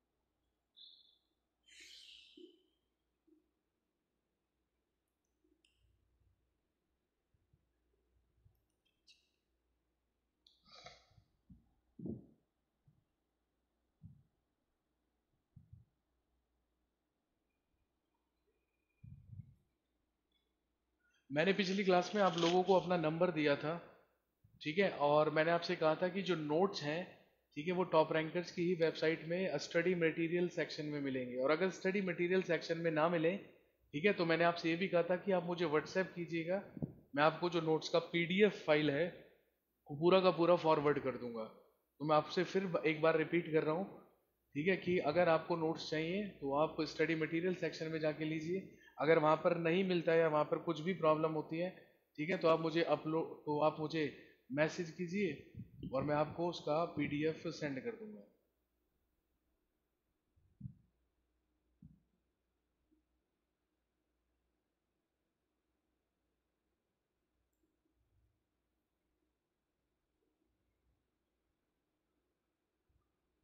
मैं आपको अपना नंबर दोबारा से भेज रहा हूँ लिखकर, ठीक है, आप उसको सेव कर लीजिएगा। और जब आप मुझे मैसेज करें व्हाट्सएप पर तो प्लीज़ अपना नाम और अपना बैच लिखकर भेज दें ताकि मुझे पहचान में आ जाए कि मैसेज किसने किया है।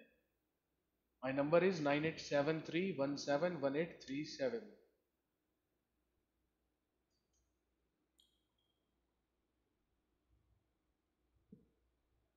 My number is 9873171837।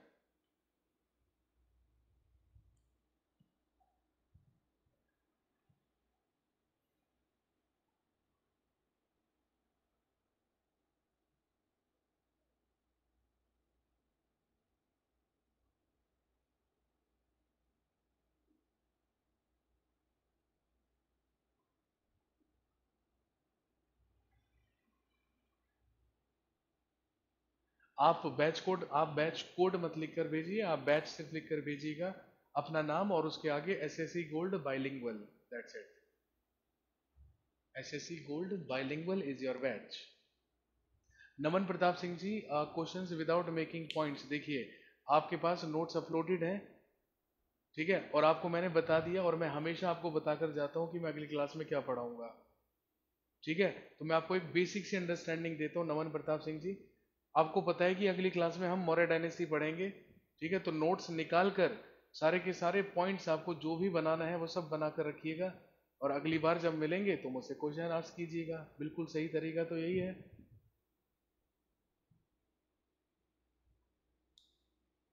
Amit Kumar Chaudhary, Haryanka dynasty का लास्ट रूलर था नागदशक।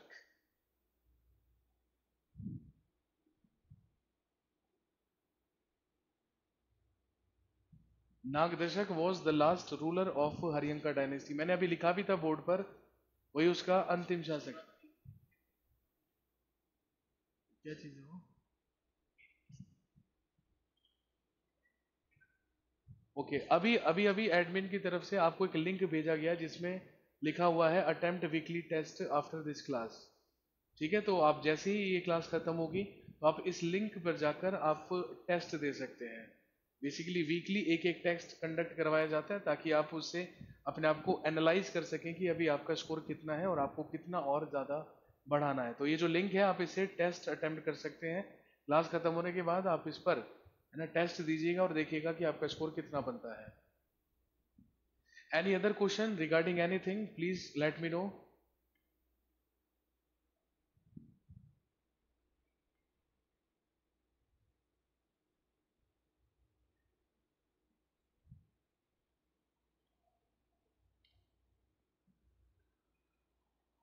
अम्बेश गुप्ता जी, मैथ्स के क्वेश्चन नोट्स नहीं मिल पाए हैं। भाई देखिए, maths is not my department, my department is just history.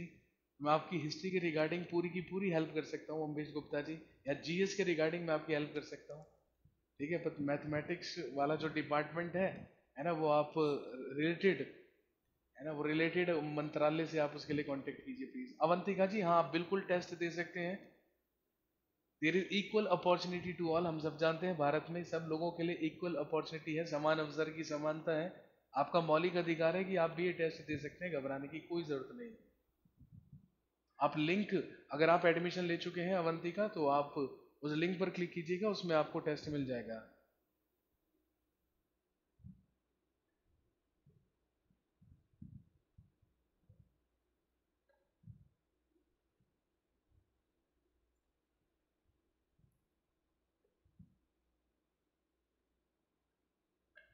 History पढ़ने का इफेक्टिव तरीका क्या है?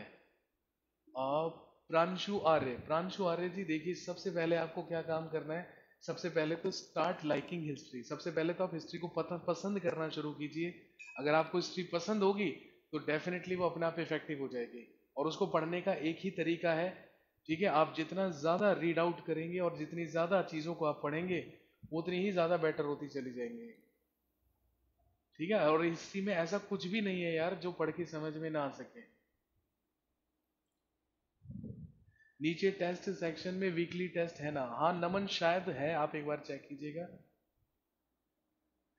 Leena, what is the weightage for history sir? Which exam you are asking about? आप किस एग्जाम के लिए पूछ रहे हैं? अगर आप एसएससी के लिए पूछ रहे हैं तो आप मान के चलिए लगभग एवरेज 3 से 4 क्वेश्चंस आपको मिलेंगे हिस्ट्री से। वेटेज 8 से 10 नंबर हो जाएगी, 6 से 8 नंबर। या सर जीएस को पढ़ने की स्ट्रेटजी, इक्वल अपॉर्चुनिटी सर, क्यों झूठ बोल रहे हो सर जी?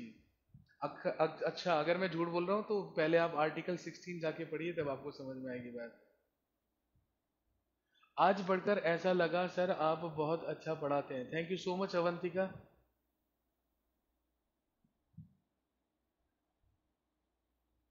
और ऐसा लगा नहीं, मैं ठीक पढ़ाता हूँ, don't worry. Previous years papers, हाँ मैं, हाँ जी, आप प्रीवियस ईयर्स पेपर्स की प्रैक्टिस कर सकते हैं डेफिनेटली।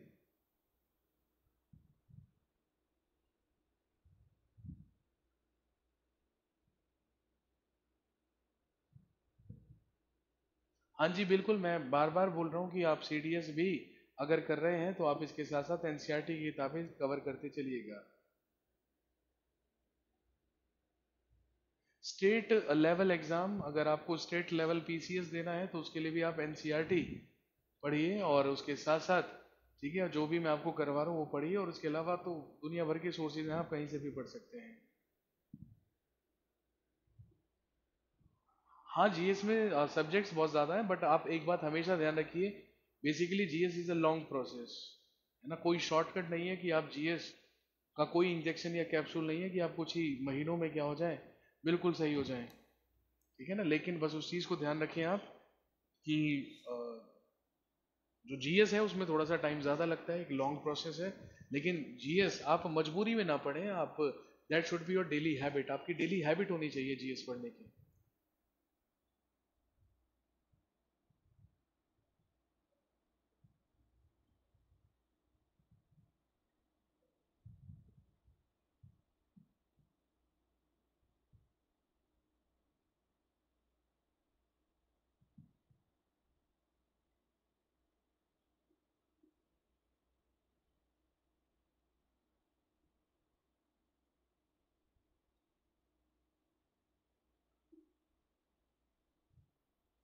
दीपिका जी, अगर आपको यूपी जीएस पढ़ना है, ठीक है, तो अगर आप यूपी पीसीएस का एग्जाम देने वाले हैं और उसमें के लिए आपको यूपी जीएस पढ़ना है, तो उसके लिए आप एक घटना चक्र की बुक खरीदें, उत्तर प्रदेश तथ्यसार 2018, ठीक है, उसमें, या फिर आप परीक्षा वाणी खरीदें उत्तर प्रदेश की, उसमें आपको यूपी से रिलेटेड जीएस मिलेगी। Reservation has curbed the opportunity, no comment for that my friend, है ना, वो आप पॉलिटी वाले सर से डिस्कस कीजिएगा। मैं सिर्फ और सिर्फ अपने दायरे में रहकर बात करता हूँ। Maddy ji, you are genius sir ji, thank you so much and love you to.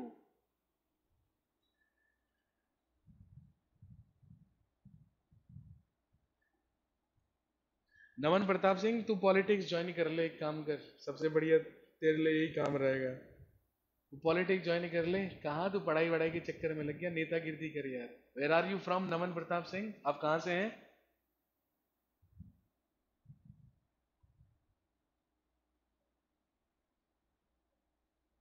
Economics की क्लास जल्दी होगी।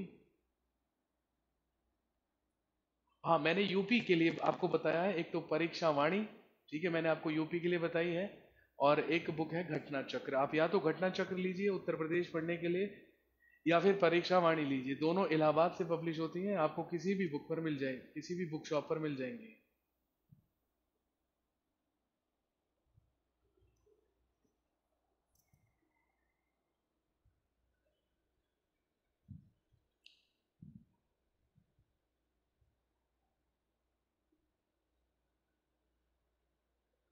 चलिए जी, यहाँ पर बातचीत चलती रहेंगी, अब मेरा जाने का समय हो चुका है, ठीक है ना, मैं ऑलरेडी लेट हो चुका हूँ जाने में, मैं आने में तो लेट हो ही जाता हूँ, देखो अब मैं जाने में भी लेट हो गया, इसलिए चलिए आज के लिए इतना ही। आपको लिंक भेजा गया था ऊपर, आप कोशिश कीजिए, आप उस पर टेस्ट अटेम्प्ट कीजिए, और ऐसे ही अच्छे से तैयारी करते रहिए, और ऐसे ही, है ना, सही से पढ़ते रहिए, और घबराने वाली कोई बात नहीं है।